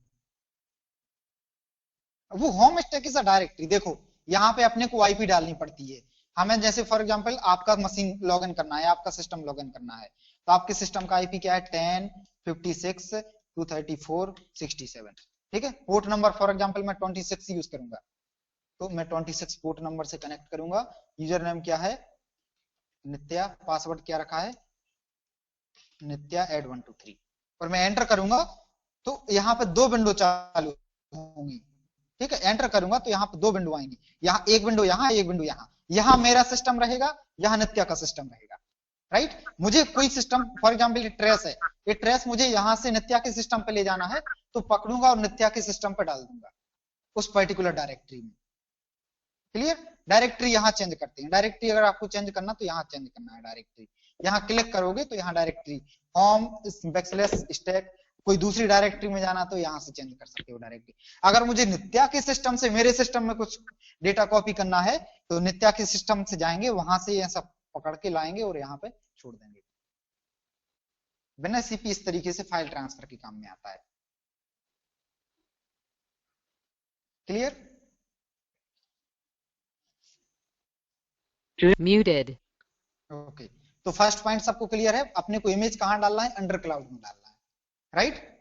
आफ्टर अंडर क्लाउड आपको अंडर क्लाउड का CLI पार्ट लॉगिन करना है। CLI पार्ट लॉगिन करने के लिए आपको कौन सा टूल यूज काम में आएगा, ये टूल हमेशा याद रखना कौन सा टूल कहाँ काम में आता है, नहीं तो इंटरव्यूअर हमेशा आपको कंफ्यूज करने की कोशिश करता है, हमेशा। क्योंकि आप जब इंटरव्यू आपने किसी का लिया होगा तो हमेशा आप क्या चाहते हो कि इसके बाल की खाल निकालना है, ज्यादा से ज्यादा मैं क्वेश्चन पूछूं जिससे इसका एक्चुअल नॉलेज पता चल जाए, राइट। यही सोचते हो आप, तो सामने वाला इंटरव्यू भी यही सोचता है कि आपका तह निकाल ले, आपका एक्चुअल नॉलेज क्या है वो निकाल ले। तो टूल हमेशा याद करके रखना कौन से पॉइंट पे कौन सा टूल यूज करते हैं, ठीक है। तो आपको यहाँ पे पुटी लॉगिन कर लेना है अंडर क्लाउड का, देन आपको कमांड चलाना है source over cloud RC. Clear? कौन सा कमांड चलाना है आपको? Source over cloud RC. जैसे ही आप एक कमांड चलाओगे तो आप कहां पहुंच जाओगे? तो सर इंटरव्यूअर ये भी तो बोल सकते हैं। हेलो, हाँ हाँ बोलो बोलो। सर इंटरव्यू ये भी तो बोल सकता है WinSCP क्यों यूज कर रहे हो, पेन ड्राइव से लेके दूसरे सॉफ्टवेयर में, दूसरे टूल ये सिस्टम में डाल भी तो सकते हो। तो ओके, फॉर एग्जांपल मैंने टेस्ट डिप्लॉयमेंट कर दिया तो मैं अपने सिस्टम से पेन ड्राइव में डाटा कॉपी करके टेस्ट में हम पेन ड्राइव लगा सकते क्या? नहीं सर, सिस्टम बोल रहे थे ना। तो test is a system, test is a system भाई। आपको कहां डालना है? आपको ये क्लाउड के cloud अंदर में फाइल होता है डालना है। एक क्लाउड ऑल्सो सिस्टम, आपको क्लाउड में फाइल डालना है तो क्लाउड में आप पेन ड्राइव लगा सकते हो तो पेन ड्राइव से डाल दो। नहीं, उसमें तो अपलोड ही Possible करना नहीं होगा है ना। उसमें तो अपलोड ही करना है। क्लाउड इज अ तो सर्वर। इसमें दो टाइप का हम लोग अपलोड वाला फाइल, GUI और CLI। तो मोस्टली हम हाँ, लोग हाँ। CLI यूज करते हैं क्योंकि GUI पे मोस्टली टाइम फेलियर हो जाता है। हाँ, क्योंकि फाइल साइज बड़ा रहता है तो फ्री हो जाता है। क्लियर? क्लियर है सर। हाँ हाँ। और आपको जैसे ही ओवर क्लाउड में जाना है तो एक कमांड चला देना है। एक कमांड रटना पड़ेगी, कमांड को समझ नहीं सकते कि इस काम क्या होता है। कमांड इज अ कमांड, वो एक सोर्स कोड है, इसके पीछे कोई ना कोई सोर्स कोड लिखा गया होगा, राइट? एक कमांड चलानी है। कमांड का नाम क्या है? Glance command. इस कमांड को इस तरीके से समझ सकते हैं। ग्लांस कमांड है कि ग्लांस आपका एक VM है, उसमें आपको इमेज क्रिएट करना है। इमेज क्रिएट के बाद नेम है कि आपका नेम क्या रखना है, आपको वहां नेम दे देना है। And disc format QCOW2 means जो आपका वहां पे रखा जाएगा उसका फॉर्मेट क्या रखना है? QCOW2 रखना है। और आपको कंटेनर फॉर्मेट बियर मींस आपके कौन से कंटेनर में किस नाम से फाइल रखी है। बट मैं इसलिए प्रेफर नहीं करूंगा कि इसके पीछे कोई ना कोई एक सोर्स कोड होता है। तो सोर्स कोड क्या है आई डोंट नो, बिकॉज जिसने डेवलप करी है कमांड वही जानता है कि सोर्स कोड क्या है। कोई भी कमांड का सोर्स कोड पब्लिक नहीं होता है। क्लियर? तो एक कमांड आपको रटना पड़ेगी और कुछ नहीं। तो सर नॉर्मली जैसे हम कमांड रन करवाते हैं किसी भी कंप्यूटर में Windows+R दबा करके, उसी तरह से Windows+R दबा करके रन करवाना पड़ेगा या फिर कहीं और पे? नहीं नहीं, आप पुटी लॉगिन करोगे ना तो एक कमांड रन वहां पे टाइप करोगे और एंटर मार दोगे तो रन हो जाएगी। आप लोगों ने कभी CLI सिस्टम लॉगिन नहीं किया क्या? नहीं सर। मैं बता देता हूँ। सब लोग अपने सिस्टम में सर्च बॉक्स में CMD टाइप करो।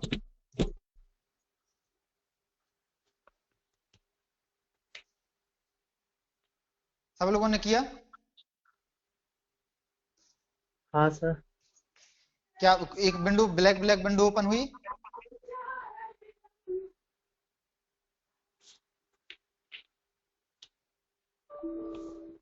ओपन हो गया सबका?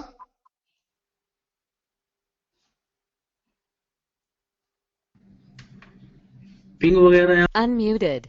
कमांड। Muted. हाँ राइट, यही आपका CLI, आपके सिस्टम का ये CLI पार्ट है। आपको जैसे कोई कमांड रन करना है तो आपको कैसे करना है? देखो मैं फॉर एग्जांपल CD स्पेस में विंडो में जाना है, ठीक है? ये आ गया मैं विंडो में, ठीक है? विंडो के बाद मुझे सिस्टम में जाना है, CD SYS सिस्टम में चला गया। अब सिस्टम से पीछे जाना है तो CD डबल डॉट बैक आ गया, और पीछे जाना है तो CD डबल डॉट बैक आ गया। तो ये आपका कमांड, इस तरीके से कमांड रन करानी है। कमांड को तो ये टाइप करना कमांड है। आता कहाँ से सर? ये कमांड नहीं आ पा रहा है मेरे लैपटॉप में। कौन सा कमांड नहीं आ पा रहा? विंडोज यही सर आर जहाँ पे आप- अच्छा ये नहीं आ पा रहा है, ये विंडो हाँ नहीं आ सर। पा रहा ना। हाँ सर। देखो CMD टाइप करो, कमांड प्रॉम्प्ट दिख रहा है? कमांड प्रॉम्प्ट दिख रहा है सबको?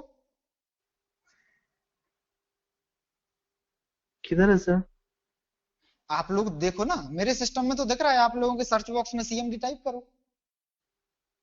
प्रोसेस भी मैं दिखा रहा हूं, मेरी स्क्रीन को देखो, विजिबल है मेरी स्क्रीन। Unmuted. आ गया सर। हाँ सर, आ गया sir. Command prompt, Muted. Right, command prompt. ये आ कमांड गया सर। प्रॉम्प्ट ओपन करना है दैट्स CMD इट। करके। हाँ क्लियर? हाँ सर। यहां पे आप कमांड रन कर सकते हो। Unmuted. तो तो आपको ये कमांड रन करना है, ये वाली कमांड वहां पे टाइप करके और एंटर दबा देना है तो रन हो जाएगी। क्लियर? क्लियर है सर।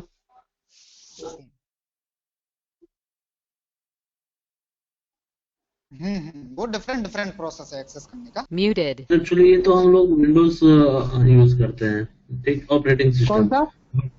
अभी तो Windows Windows 10? Operating system use करते हैं, बट ऑफिस में यूज तो लिनक्स होगा ना, लाइनक्स होगा ना। नहीं नहीं, देखो जैसे आपका ये सारा टेस्ट है, लैपटॉप का कमांड होता है, CMD आप डालो आ जाएगा शायद। नहीं बट ये आपको आपको एक ए सीएमडी यूज नहीं करना है, मशीन का सीएमडी यूज करना है। मींस आपको टेस्ट का सीएमडी, एसबीसी का सीएमडी वहां का यूज करना है, तो उसको एक्सेस करने का टूल है पुटी। ठीक है, आपने आपके लैपटॉप का कैसे एक्सेस कर लिया, डायरेक्ट सीएमडी टाइप किया, बट आप टेस्ट में तो सीएमडी टाइप नहीं कर सकते ना, तो वहां पुटी के थ्रू लॉग इन करना पड़ेगा। ओके। क्लियर? हाँ हाँ, तो इमेज तक आपको, और हाँ लास्ट पॉइंट, एक और पॉइंट है इसमें, जब आपका इमेज अपलोड हो जाएगा, इमेज आपका सक्सेसफुली अपलोड हो गया, तो आपको ओपन स्टैक में जाना है। Once image move, then go to OpenStack GUI, then click on image and verify checksum in MD5 format. आप चेकसम इमेज पे जब अपलोड हो जाएगा आपका इमेज, तो आप वहां ओपन स्टैक में जाओगे, इमेज पे क्लिक करोगे, तो वहां पे एक चेकसम वैल्यू आएगा, तो चेकसम वैल्यू को कॉपी करो और आपके प्लानिंग डाटा में चेकसम वैल्यू आया होगा तो वेरीफाई कर लो। चेकसम वैल्यू तो सभी लोग जानते होंगे, सभी लोग जानते हैं चेकसम वैल्यू, राइट? नहीं सर, चेकसम वैल्यू किस किस को नहीं पता? मुझे नहीं पता सर। ओके, चेकसम वैल्यू क्या होता है मैं बता देता हूं। जब कोई फाइल आपकी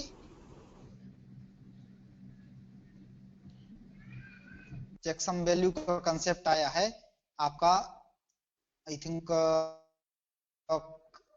RGPV से किसी ने बीटेक किया है, उसने फिर चेकसम वैल्यू अच्छे से पढ़ा होगा। थर्ड सेम सेकंड सेम में है आपका बेसिक इलेक्ट्रॉनिक्स में।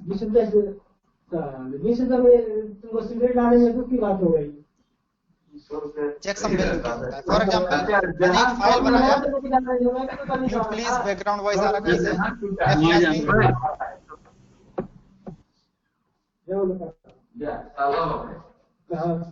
कैफी कहाँ लैपटॉप छोड़ के चला गया? कैफी म्यूट हो जाओ प्लीज। सर काम नहीं कर रहा सर लैपटॉप में। सर आप वो कर, आप तो मैं कर सकते म्यूट हैं। कर देता हूँ यहाँ से। हाँ मैं म्यूट कर सकता हूँ। ओके, मैं म्यूट कर दिया हूँ कैफी को। ओके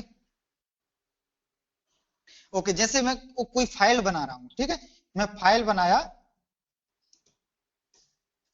rsysconfig नाम का एक फाइल बनाया, ठीक है, .txt और .qcow2, ठीक है, एक rsysconfig qcow2 नाम का फाइल बनाया जिसका साइज है 14 GB, ठीक है। इसके अंदर कम से कम 2000 फाइल है। 14 GB का जो फाइल है इसमें छोटा छोटा कोड बनाया है मैंने, छोटे छोटे बिल्ड बनाए हैं, 2000 छोटे छोटे फाइल्स हैं जो मैंने बनाए इसके अंदर रखे हुए हैं, ठीक है। अब मैं ये इंश्योर कैसे हूं कि अगर मैं यहां से दूसरे सिस्टम में कॉपी करके पेस्ट करता हूं तो अगर मेरा एक फाइल करप्ट हो जाता है, केवल सिंगल फाइल करप्ट हो जाता है, तो साइज में तो कोई अंतर नहीं आएगा, साइज तो वही रहेगी, बट मैं इंश्योर कैसे हो पाऊं कि ये फाइल करप्ट हुई है कि एग्जैक्ट वही फॉर्मेट है। Unmuted. राइट? नहीं नहीं ऐसा नहीं है, मींस फाइल करप्ट हुई है, डिलीट नहीं हुई है। फॉर एग्जांपल 2000 फाइल थी, Muted. दूसरे सिस्टम में फाइल डाली, दूसरी मशीन में फाइल डाली, तो यहां पे भी मुझे 2000 फाइल ही दिखा रहा, 2000 फाइल ही दिखा रहा, बट इनसाइड में क्या हुआ है, इतना फाइल कितना है, 1999 फाइल ओके है और एक फाइल आपका करप्ट हो गया है। करप्टेड फाइल ऐसे व्हाइट टाइप से आ जाता है, ऐसे वायरस जैसे होता है उस टाइप से आ जाता है। नहीं वैसे नहीं देखता, आपका तो बिल्ड है ना, आपका कंप्लीट बिल्ड है, आप फाइल देखोगे ही नहीं, आपको तो एक बिल्ड देखना है, और आप 2000 फाइल में से एक करप्ट फाइल कहां से निकालोगे? और ये बिल्ड होता है जो 2000 फाइल नहीं, बहुत सारी फाइल होती है, कम से कम 20 डायरेक्टरी होंगी, एक डायरेक्टरी के अंदर 500 फाइल रहती है जो बिल्ड बनता है। इस प्रॉब्लम को ओवरकम करने के लिए इलेक्ट्रॉनिक्स सेकंड सेमेस्टर में था बीटेक में, आई थिंक किसी ने अगर RGPV से किया हो, RGPV यूनिवर्सिटी से, क्या होता है जब कोई फाइल जनरेट होती है, फॉर एग्जांपल एक कंप्लीट फाइल थी, उसके अंदर छोटा सा फाइल बनाया, एक छोटा सा फाइल बनाया है आर टाइम की एक फाइल है, मैंने आर टाइम नाम की एक फाइल जनरेट करी, उसमें कोडिंग डाला, ठीक है, और उसका मैं एक डिजिटल सिग्नेचर बना दिया 1x1, इसका मैं एक डिजिटल सिग्नेचर बना दिया। और इसका डिजिटल सिग्नेचर बना के मैं क्या बोल दिया कि फाइलें नंबर ऑफ सिस्टम में भी जाए तो डिजिटल सिग्नेचर सेम रहेगा, अगर मेरी पर्टिकुलर फाइल करप्ट होती है तो डिजिटल सिग्नेचर चेंज हो जाएगा। क्लियर? क्लियर? तो जब दूसरे मशीन में जाएगी, फॉर एग्जांपल मेरी ये फाइल है, तो मैंने इसका डिजिटल सिग्नेचर बना दिया।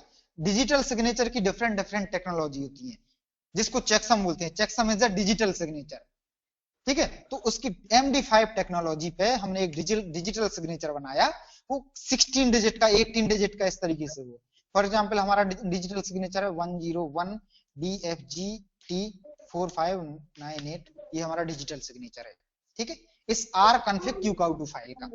अब मैं दूसरे सिस्टम में जब कॉपी करूंगा, ठीक है, दूसरे सिस्टम में कॉपी करूंगा, जब सक्सेसफुली कॉपी हो जाएगी तो मैं चेकसम देख सकता हूं कि इसका चेकसम क्या है। अगर मेरा चेकसम यही है तो मैं 100% श्योर हूं मेरी फाइल करप्ट नहीं हुई। और अगर मेरा डिजिटल सिग्नेचर 98 की जगह 97 भी हो गया, केवल एक पॉइंट, तब भी मैं 100% श्योर हूं कि मेरी फाइल करप्ट हो गई है। तो checksum is a digital signature. Clear? Clear तो सर। जब आपका क्या होगा कि जब आपकी इमेज कंप्लीटली ट्रांसफर हो जाएगी ओपन स्टैक में, तो आप ओपन स्टैक में जाके इमेज पे क्लिक करोगे और उसका डिजिटल सिग्नेचर चेक करोगे। Digital signature is a checksum, ठीक है। मैं MD5 इसलिए लिखा हूं क्योंकि मुझे MD5 एल्गोरिथम आती है, उसी के थ्रू मैं चेक करता हूं। डिफरेंट डिफरेंट टाइप की एल्गोरिथम होती है, MD5 होती है, SHA 256 होती है, SHA 256, SHA 256, CVES 256 होती है, ये डिफरेंट डिफरेंट होती है, बट मुझे एक ही एल्गोरिथम आती है, इसलिए मैं हमेशा MD5 चेकसम हमेशा MD5 पे करता हूं काम। और अगर किसी को एल्गोरिथम नहीं आती तो एक मैं टूल बताऊंगा इन फ्यूचर, जब आप ऑफिस में काम करोगे तो आप ये चीज यूज कर सकते हो। checksumcalculator.com एक वेबसाइट है, तो आपको कुछ नहीं करना है, फाइल उठा के यहां डाल देना है, आप ये डाउनलोड कर लो चेकसम कैलकुलेटर, वो फाइल उठा के डाल दो तो चेकसम निकल आएगा, आपको कैलकुलेशन करने का भी जरूरत नहीं है। क्लियर? इस तरीके से टूल होता है, ये चेकसम कैलकुलेटर, ठीक है। आपको यहाँ फाइल ब्राउज करके डाल देना है, यहाँ पे फाइल नेम डालो, फॉर एग्जाम्पल हमारा फाइल नेम क्या है, टास्क इमेज, ठीक है। यहाँ पे मैं ब्राउज करके फाइल डाल दूंगा और आपको देखना है कि आपको कौन सा चेकसम चाहिए, MD5 चेकसम चाहिए या फिर CRC32 चाहिए या फिर 101 चाहिए। यहाँ पे तीन ही, इस टूल में तीन एल्गोरिथम बस इंप्लीमेंट है। तो आपको अगर MD5 का चाहिए तो MD5 पे क्लिक करो और कैलकुलेट कर दो, तो यहाँ पे आपका चेकसम आ जाएगा। इस तरीके से आप चेकसम भी निकाल सकते हो, ठीक है।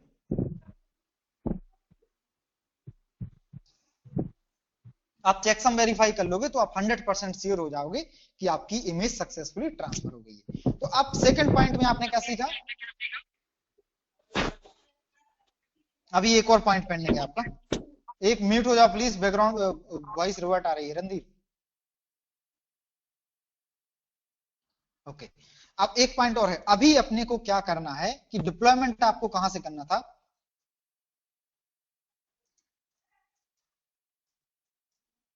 डिप्लॉयमेंट आप कहां से स्टार्ट करते हो, कौन से VM के थ्रू, कौन से नोड के थ्रू, इंस्टॉलर के थ्रू।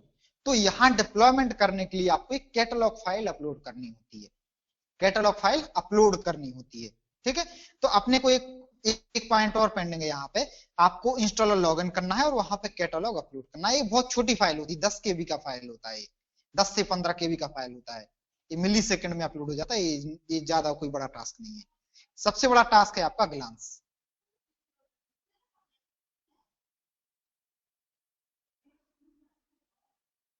क्लियर? तो सेकंड पॉइंट में आपका क्या हो गया, क्लाउड एनवायरनमेंट रेडी हो गया। सेकंड पॉइंट में आपका क्लाउड एनवायरनमेंट क्या हो गया, रेडी हो गया। हाँ बताइए सर। ये जैसे फाइल अपलोड करने के लिए हमारे पास दो प्रोसेस है। एक तो गुई वाला जो आपने बताया उसमें जनरली फेल हो जाता है, उसमें आपने बताया कि करीब करीब 7-8 दिन लगते हैं वो फाइल अपलोड करने में। हाँ हाँ, और CLI से कितना टाइम लगता है सर ये कमांड से? CLI से ग्लांस 5 से 6 घंटे में हो जाएगा। आपका मेन टाइम यहाँ लगना है, यहाँ पे लगना है आपका मेन टाइम मिनिमम 3 से 4 घंटे, और करीबन 30 मिनट का टाइम आपको ये कमांड रन करोगे, उसके बाद 25 से 30 मिनट यहाँ लगना है। ओके मतलब आप 1 वर्किंग डे में आप इतना काम CLI के थ्रू कर सकते हो। Okay sir. क्लियर? और इमेज अपलोड कैटलॉग को अपलोड करना है, ये तो 10 मिनट का काम है। मीन्स आपको इंस्टॉलर लॉगिन करना है और उसमें अपलोड कैटलॉग पे जाना है और वहां पे अपना टास्क का कैटलॉग डाल देना है, दैट्स इट। और वो छोटी फाइल होती है, 10 KB 15 KB का फाइल होता है। तो आपने सेकंड पॉइंट में क्या सीखा? अभी आपने डिप्लॉयमेंट स्टार्ट नहीं किया है, नोट डाउन। अभी आपने केवल और केवल इन क्लाउड का एनवायरनमेंट रेडी किया है आपके नोट के लिए। क्या क्या रेडी करना है क्लाउड के एनवायरनमेंट में? आपको प्रोजेक्ट क्रिएट करना है, फ्लेवर क्रिएट करना है, नेटवर्क क्रिएट करना है, इमेज को अपलोड करना है और कैटलॉग को अपलोड करना है इंस्टॉलर में। तब जाके आपका क्लाउड का एनवायरनमेंट रेडी हो गया। अब आप डिप्लॉयमेंट करने के लिए सब कुछ ओके है, अब आप स्टार्ट कर सकते हो। इतने में अभी तक किसी को कोई प्रॉब्लम है? नहीं सर, क्लियर है सबको? ओके क्लियर है सर। ओके। ये नोट डाउन कर लिया ना? हाँ नोट डाउन कर लो, बेटर है अगर नोट डाउन कर लो तो। सर नोट डाउन में टाइम लगेगा पूरा पूरा, आप ये भेज ही दीजिएगा तो फिर सब नोट डाउन कर लेंगे। आप हाँ आगे मैं बता नाइट में भेज दूंगा एनी हाउ, क्योंकि आज क्लास तो लग नहीं रहा है कि कंप्लीट हो पाएगा। 16 पॉइंट है टोटल डिप्लॉयमेंट का, और अभी 16 तक पॉइंट है। 3 ही अभी हुए हैं सेकंड सर। पॉइंट पे 2 ही पॉइंट हुए, 2 पॉइंट हुए बस। सेकंड पॉइंट में ही फंसे हैं अभी, तो आज नहीं हो पाएगा, तो कल फिनिश होगा। एनीवे आज नाइट में भेज दूंगा सारा, ठीक है। अब आपका यहाँ पे क्लाउड एनवायरनमेंट रेडी हो गया, राइट? अब आपका क्लाउड एनवायरनमेंट रेडी हो गया। कोई बंदा बताएगा कि क्या क्या रेडी कर लिया? कोई एक बंदा। कुछ लोग शांत बैठते हैं क्लास में, समझ नहीं आता कि मतलब ज्यादा क्लियर हो जाता है क्या है।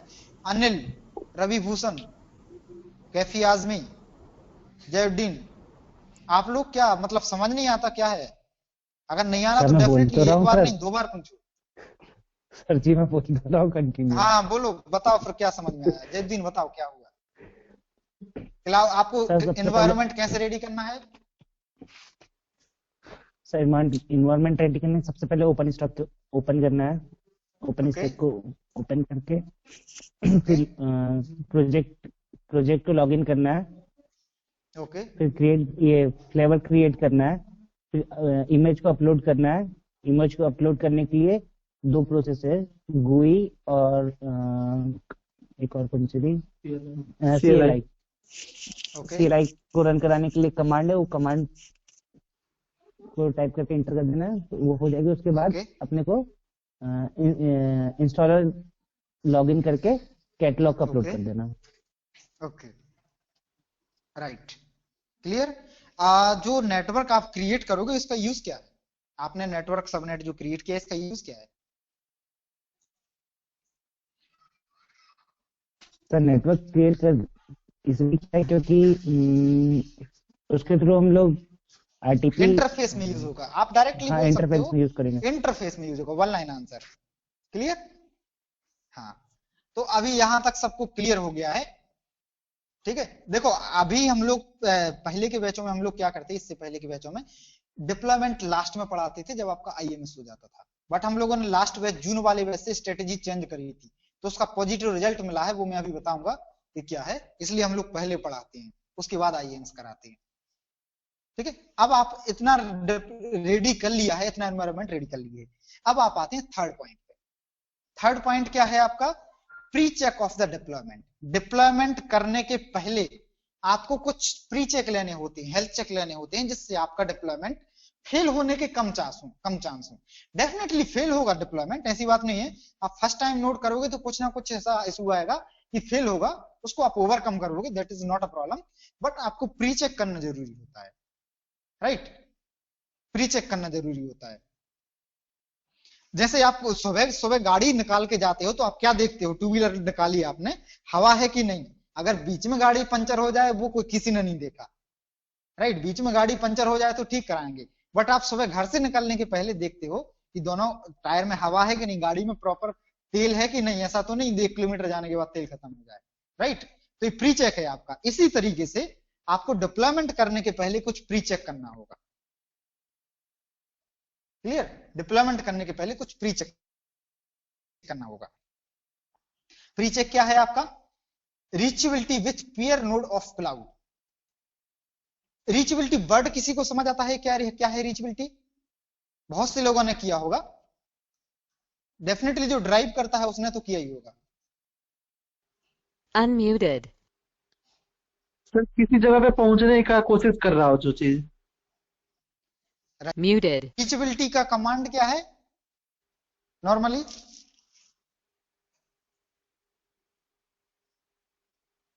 रीचेबिलिटी का पिंग, कमांड पिंग सबने किया होगा ना, पिंग। हाँ सर, पिंक, राइट सर। वही है आपका रीचेबिलिटी। पिंग में Unmuted. क्या होता है? आप Muted. क्या करते हो? PING space 1 IP। तो आपका क्या होता है उसमें काउंटर 2 डालते हो, ping space -C then IP। इसका मतलब क्या होता है? आप कौन सी कमांड चलाते हो यहाँ पे normally? Ping -C2 then IP 10 45 67 89 यही चलाते हो ना? हाँ सर। यही कमांड चलाते हो। C2 का मतलब क्या है? 2 पैकेट भेजना है और उन्हीं का रिस्पॉन्स चेक करना है। C2 counter 2। अगर मैं यहाँ पे C10 डाल देता हूँ तो यहाँ पे 10 पैकेट सेंड होंगे और उन्हीं का आंसर आएगा। तो अच्छा दो सर, sufficient है reachability चेक करने के लिए। पिंग पे हम लोग ये सर्वर ना डाल करके कभी कभी google.com, एयरटेल, यूट्यूब, फेसबुक ये सब ही डाल करके करते, तो वो फिर और ये कमांड क्या हो, इन दोनों में क्या फर्क होता है सर? ओके, यहाँ पे मैं डायरेक्ट सर्वर की आईपी डाल रहा हूँ, ठीक है। और सर्वर की आईपी ना डाल के मैं डाल देता हूँ google.com। अब ये बताओ google.com कहाँ है? google.com है क्या? वेबसाइट है? सर्वर ही है सर। हाँ सर। आपकी नजर में वेबसाइट है? तो वेबसाइट अपने आप से विदाउट प्लेटफॉर्म के तो कोई सर्विसेज देगा नहीं, कुछ ना कुछ सर्वर होगा। एग्जैक्ट? हाँ सर। एग्री करते हो? उस सर्वर का कुछ ना कुछ आईपी होगा। ओके, वो आईपी तो यहाँ जब पे आप डायरेक्ट आ जब जाएगा। आप जब आप पिंग google.com करते हो तो एक प्रोटोकॉल आता है, LT का पार्ट है, SGI प्रोटोकॉल के थ्रू google.com का आईपी मिलता है, वो फाइनली आपकी आईपी पिंग होती है। SGI प्रोटोकॉल में google.com का आईपी आ जाता है यहाँ, और यहाँ पे आपको लगता है मैं google.com पिंग कर रहा हूँ, बट बैकएंड में वो आईपी पिंग होती है। ओके सर, और कभी कभी ऐसा हुआ है सर कि जैसे वाई वाले प्रोवाइडर ने बताया था कि गूगल से ही पिंग करना है, बाकी दूसरे सर्वर से नहीं करना है, तो उस कंडीशन में ये होता है कि गूगल पे अच्छा पिंग आ रहा है और भी गूगल पे खराब पिंग आ रहा है, जैसे 200 300 ऐसे पिंग आ रहा है, और दूसरे सर्वर पे सही आ रहा है, तो वो कैसा कंडीशन होता है सर? वो रीचेबिलिटी का इशू रहता है, वही तो आपको चेक करना है। फॉर एग्जाम्पल मैं बोलूं कि नित्या मेरा अच्छा दोस्त है, सुबह शाम मिलते जुलते हैं, 8 साल से हम लोग बीटेक साथ में किए। 8 साल में बीटेक नहीं की, बता रहा हूँ कि 4 साल में बीटेक करी, 4 साल जॉब करते हो गया, तो 8 साल से साथ में, राइट। तो कम्युनिकेशन हम लोगों का ज्यादा अच्छा है, ठीक है। वो कोई दूसरा बंदा है, रणधीर को लेके आया, रणधीर को हम पिछले 2 साल से जानते हैं, तो कम्युनिकेशन किसका ज्यादा अच्छा है? नित्या का और मेरा कम्युनिकेशन ज्यादा अच्छा है, राइट। तो ये कम्युनिकेशन पर डिपेंड करता है कि आपका प्रॉपर गेट भी रिस्पॉन्ड कर रहा है कि नहीं, राइट। जैसे फॉर एग्जाम्पल मैंने नित्या को जानता हूं 8 साल से और रणधीर को जानता हूं 2 साल से, राइट। तो अगर मैं नित्या से पैसे मांगूंगी, या नित्या पैसे देना, सैलरी आने पे दूंगा, डेफिनेटली पैसे सबके खत्म होते हैं, तो नित्या 2 मिनट में दे देगा, क्योंकि हम लोग के बीच में कम्युनिकेशन पीरियड कुछ ज्यादा है, ट्रस्ट है, सब कुछ है। बट अगर मैं रणधीर को बोलूं तो रणधीर के माइंड में क्या होगा? अभी 2 दिन पहले तो पहचान हुई है, पैसे मांगने लगा, थोड़ा डाउट जाता है, राइट। ये ह्यूमन नेचर है। इसी तरीके से पिंग रीचेबिलिटी चेक करना मींस रीचेबिलिटी टनल आपका कितना अच्छा है, कितना रिलायबल है, आपका कम्युनिकेशन टनल कितना रिलायबल है, वही चेक करते हैं। फॉर एग्जांपल मैंने 10 पैकेट दिया, ठीक है, और वहां से 8 पैकेट का रिस्पॉन्स आया, तो मेरा रीचेबिलिटी टनल 80% रिलायबल है। कि अगर इसका मतलब क्या है कि अगर मैं 10 पैकेट भेजूंगा तो 8 पैकेट रिवर्ट आएंगे, 8 पैकेट पे रिस्पॉन्स आएगा, 2 पैकेट पे नहीं आएगा। क्लियर है? तो सबसे पहले अपने को क्या करना है, पीयर नोड का रीचेबिलिटी चेक करना है। तो क्लाउड के तो सर पीयर ये नोड कौन कौन से हैं? कितना परसेंट चाहिए रहता है सर मिनिमम? आपका 100% ही चाहिए होता है। अगर 100% से कम है तो उसका ट्रबल शूटिंग होता है कि भाई 80% क्यों है। फॉर एग्जाम्पल हमने बोला कि मैंने कुछ बात बोली तो उसका अगर 20% पार्ट कट जाएगा तो क्या मतलब है, राइट? अगर मैं कुछ बात बोल रहा हूं तो अगर उसका 20% कट रहा है तो बात का कोई सेंस नहीं है। अभी बीच में जैसे रणधीर के साथ हुआ था, रणधीर की वॉइस ब्रेक हो रही थी, तो क्या हो रहा था, रणधीर वहां से 100% पैकेट दे रहा था, बट अपने को डिलीवर 60 to 70% पैकेट आ रहे थे। तो अपन ने क्या बोला था, वॉइस ब्रेक हो रहा है, मीन्स रीचेबिलिटी में इशू था। तो उसका ट्रबल शूटिंग होता है 100% ही चाहिए, राइट? तो अब यहाँ पे कहाँ की रीचेबिलिटी चेक करना है, reachability with peer nodes of cloud. तो कोई बताएगा पीयर नोड्स ऑफ क्लाउड में कौन सा कंसेप्ट आएगा?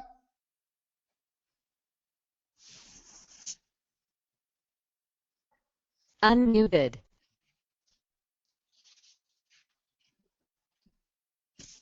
राइट, अपने को अंडर क्लाउड से Muted. ओपन स्टैक का चेक करना है और इंस्टॉलर से ओपन स्टैक और अंडर क्लाउड का चेक करना है, दैट्स इट। क्लियर?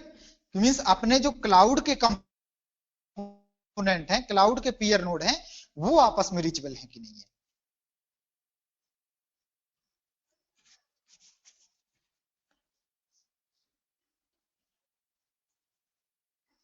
Unmuted. ये पॉइंट सबको क्लियर है?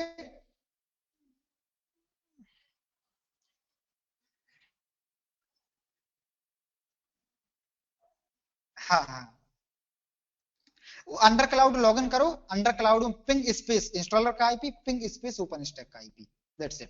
फिर इंस्टॉलर लॉगिन करो, पिंग स्पेस ओपन स्टैक का आईपी, और यहां अपन ने पहले ही चेक कर लिया है।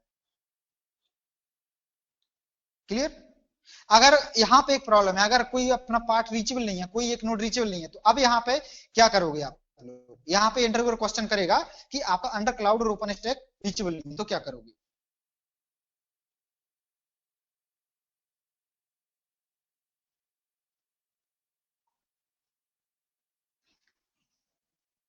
क्लाउड टीम का है प्लान एग्जिट।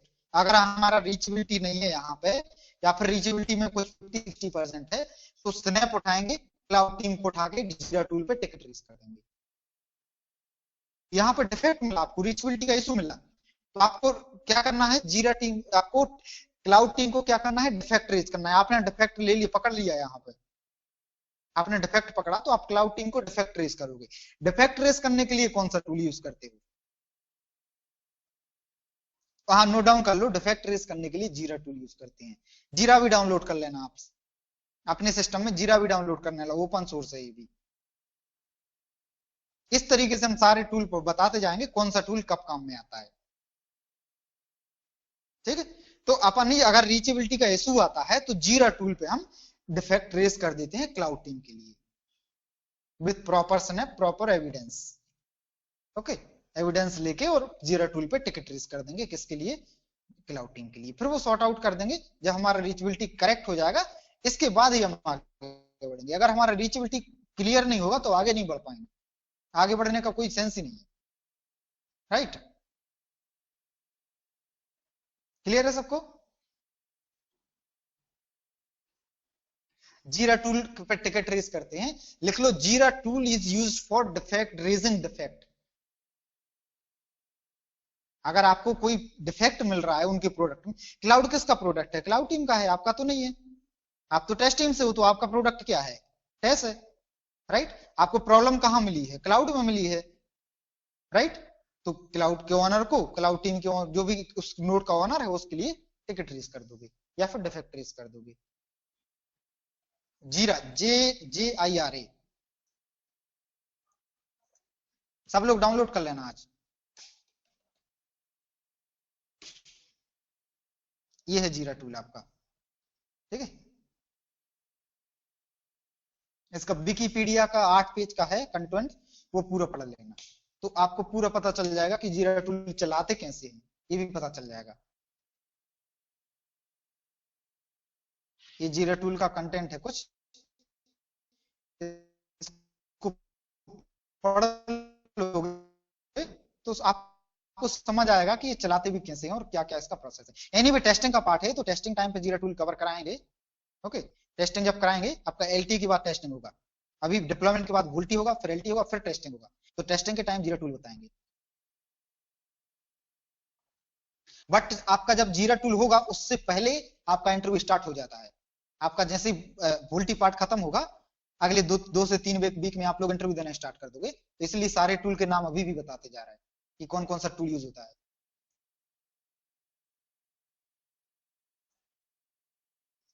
ये टूल है आपका। Muted. आपका first point clear, reachability with peer nodes of cloud.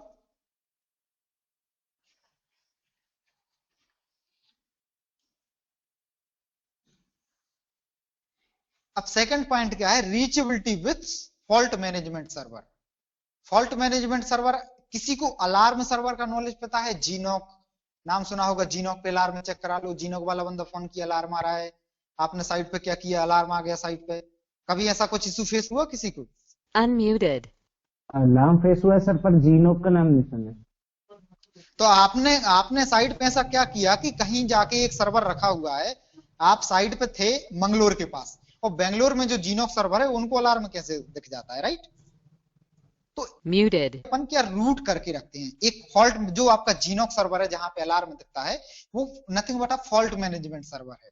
कि आपका अगर उस पर्टिकुलर नोड में कुछ फॉल्ट आएगा तो एक सर्वर है, डेडिकेटेड सर्वर है, वहां पे आपका अलार्म रेज हो जाता है, अलार्म दिखने लगता है, राइट? तो उस फॉल्ट मैनेजमेंट सर्वर की और आपके नोड की रीचेबिलिटी होनी चाहिए। तो आपको रीचेबिलिटी चेक करनी है क्लाउड की और फॉल्ट मैनेजमेंट सर्वर की। अगर इस क्लाउड में कुछ इशू आता है तो फॉल्ट मैनेजमेंट सर्वर से हमारा रीचेबिलिटी है कि नहीं है, ये आपको प्री चेक करना होता है। फॉर एग्जाम्पल आप कुछ करने जा रहे हैं और आपने कुछ पता नहीं कि बैकएंड में कुछ अलार्म चल रहा है, आपको शो नहीं हो रहा है, तो वो चीज आप फॉल्ट मैनेजमेंट टीम से कंफर्म कर सकते हो कि आपको कोई अलार्म आ रहा है कि नहीं। क्लियर? तो आपको रीचेबिलिटी किससे चेक करनी है? फॉल्ट मैनेजमेंट सर्वर से। वो रीचेबिलिटी चेक कैसे करते हैं वो सबको पता है, आपको पिंग कमांड चलानी है। क्लियर? क्लियर है सबको इतना?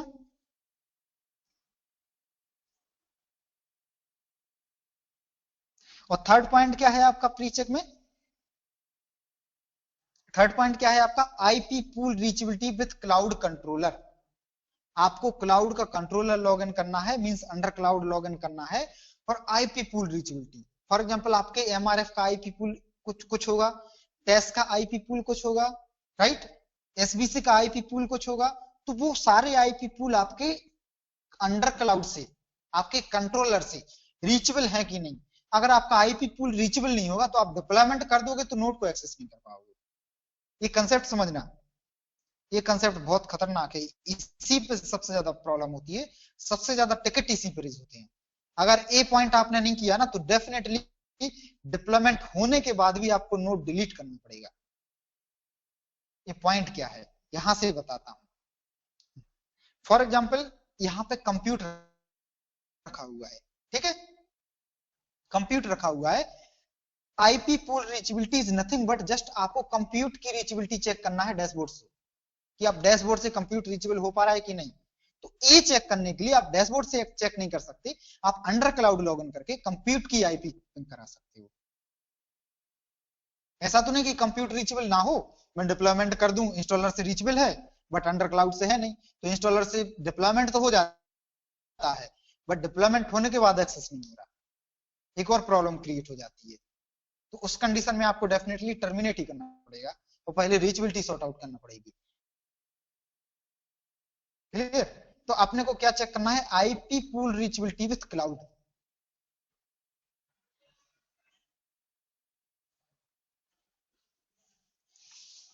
क्लियर है सबको? सेकंड और थर्ड पॉइंट सबको क्लियर है क्या क्या करना है?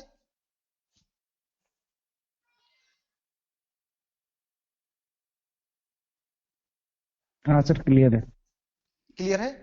ओके। हाँ अब सर। फोर्थ पॉइंट से आपका मेन डिप्लॉयमेंट स्टार्ट होगा, फ्रेश डिप्लॉयमेंट आपका यहां से फोर्थ पॉइंट से डिप्लॉयमेंट हो जाता है स्टार्ट। अभी तक आपका क्लाउड एनवायरनमेंट प्री चेक वगैरह सब कुछ चला है, यहां से आपका मेन डिप्लॉयमेंट स्टार्ट होगा। ओके, फोर्थ पॉइंट से कल कवर करेंगे। और मैं स्ट्रेटेजी का बता रहा था, स्ट्रेटेजी चेंज करी हम लोगों ने। नॉर्मली डिप्लॉय हम लोग आईएमएस की बात कराते थे, आईएमएस हो जाता था उसके बाद डिप्लॉयमेंट की क्लास कराते थे।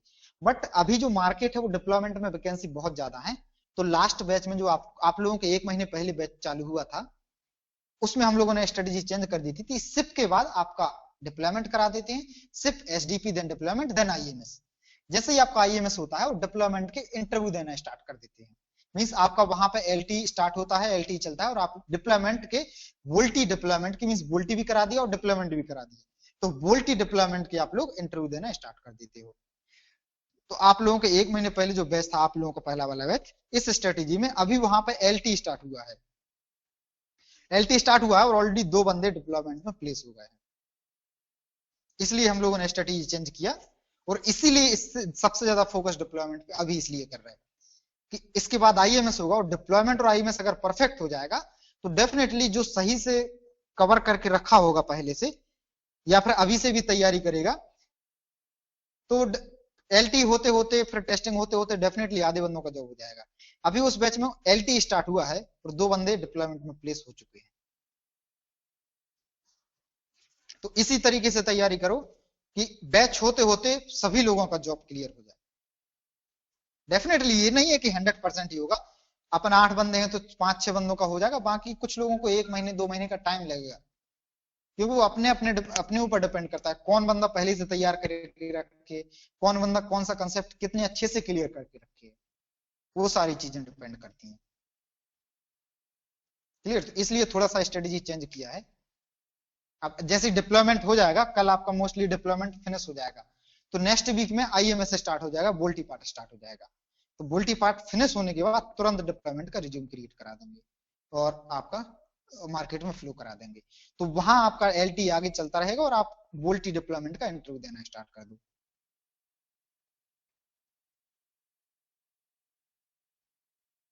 क्लियर है? तो इसलिए डिप्लॉयमेंट में अगर किसी को कोई प्रॉब्लम आती है, कुछ भी प्रॉब्लम है, तो सॉर्ट आउट करते जाना, क्योंकि अगले आप ये मान के चलो कि आज 26 सितंबर है, 15 सितंबर के बाद आपका डिप्लॉयमेंट का इंटरव्यू स्टार्ट होना है। तो जो आप अभी समझ रहे हो 15 सितंबर से इंटरव्यूअर के सामने बोलना है, जो अभी आप समझ रहे हो इस एग्जैक्ट सेम इंटरव्यूअर के सामने बोलना है 15 अक्टूबर से।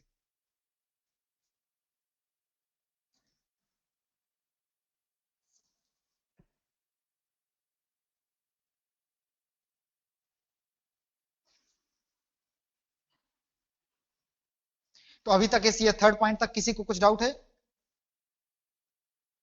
4th पॉइंट से कल कराएंगे, क्योंकि आपका यहाँ से मेन डिप्लॉयमेंट स्टार्ट होगा, तो फिर वो ब्रेक करना बहुत वो है कि सब कुछ छूट जाएगा। यहाँ तक कभी किसी को कोई डाउट है?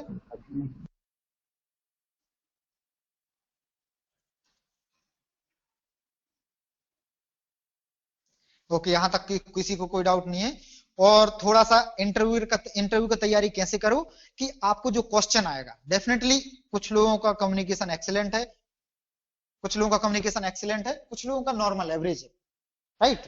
कुछ लोगों का एवरेज, जैसे मेरा भी कम्युनिकेशन एवरेज ही है, एक्सीलेंट नहीं है, एवरेज ही है। तो तैयारी कैसे करना है, अगर इंटरव्यूअर कुछ बोलता है तो उसको हम प्रेजेंट कैसे करेंगे, मॉडिफाई करके प्रेजेंट कैसे करना है, ये तैयारी कैसे करना है आपको कॉपी में रिटर्न करके करो। ज्यादा सबसे अच्छा पॉइंट है, किसी भी क्वेश्चन को रिप्रेजेंट कैसे करना है कॉपी में लिख के, कॉपी में नोट डाउन करके आप तैयारी करो, तब जाके डेफिनेटली आपका इंटरव्यू निकलेगा।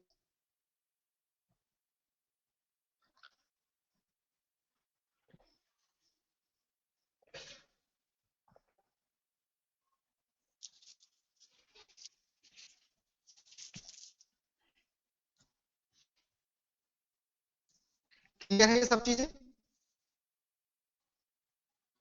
Unmuted. ओके, देन कल क्लास देखते हैं, मोस्टली पॉसिबल होगा तो सुबह रख लेंगे। Okay sir. सैटरडे का इवनिंग टाइम ही सही है, क्योंकि मोस्टली मेरा नाइट शिफ्ट होता है, मींस मेरा जो शिफ्ट 12-1 बजे फ्री होता हूँ नाइट में, तो सुबह सैटरडे के दिन बहुत मुश्किल होता है क्लास रहना, 2 बजे से फिर 7-8 बजे उठ के बहुत मुश्किल होता है, इसलिए मैं इवनिंग में रखता हूँ सैटरडे का क्लास। ओके, और कल डिप्लॉयमेंट होने के बाद नेक्स्ट क्लास जो आपका आईएमएस होगा, वो आपका रजत हैंडओवर लेगा, आईएमएस से रजत हैंडओवर लेगा। Okay okay sir. Okay guys, तो तैयारी कंटिन्यू हमेशा रखते रहो और टूल वगैरह डाउनलोड करके उनको देखते रहा करो। ओके।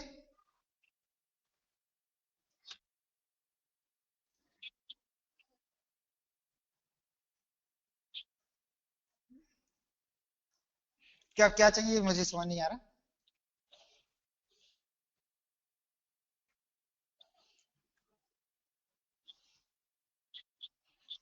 WinCP, WinSolar। हाँ हाँ,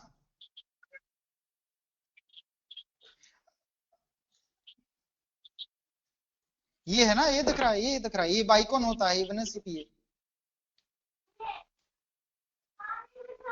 दिख रहा है ना सबको, ये टूल है वो। सर एक क्वेश्चन था, हाँ बताइए।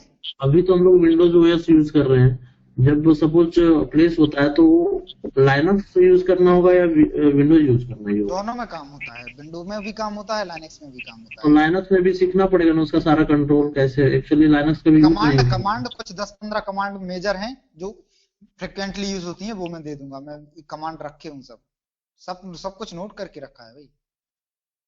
Okay sir, thank you. और फिर सर मैं आज नोटपैड नाइट में शेयर कर दूंगा।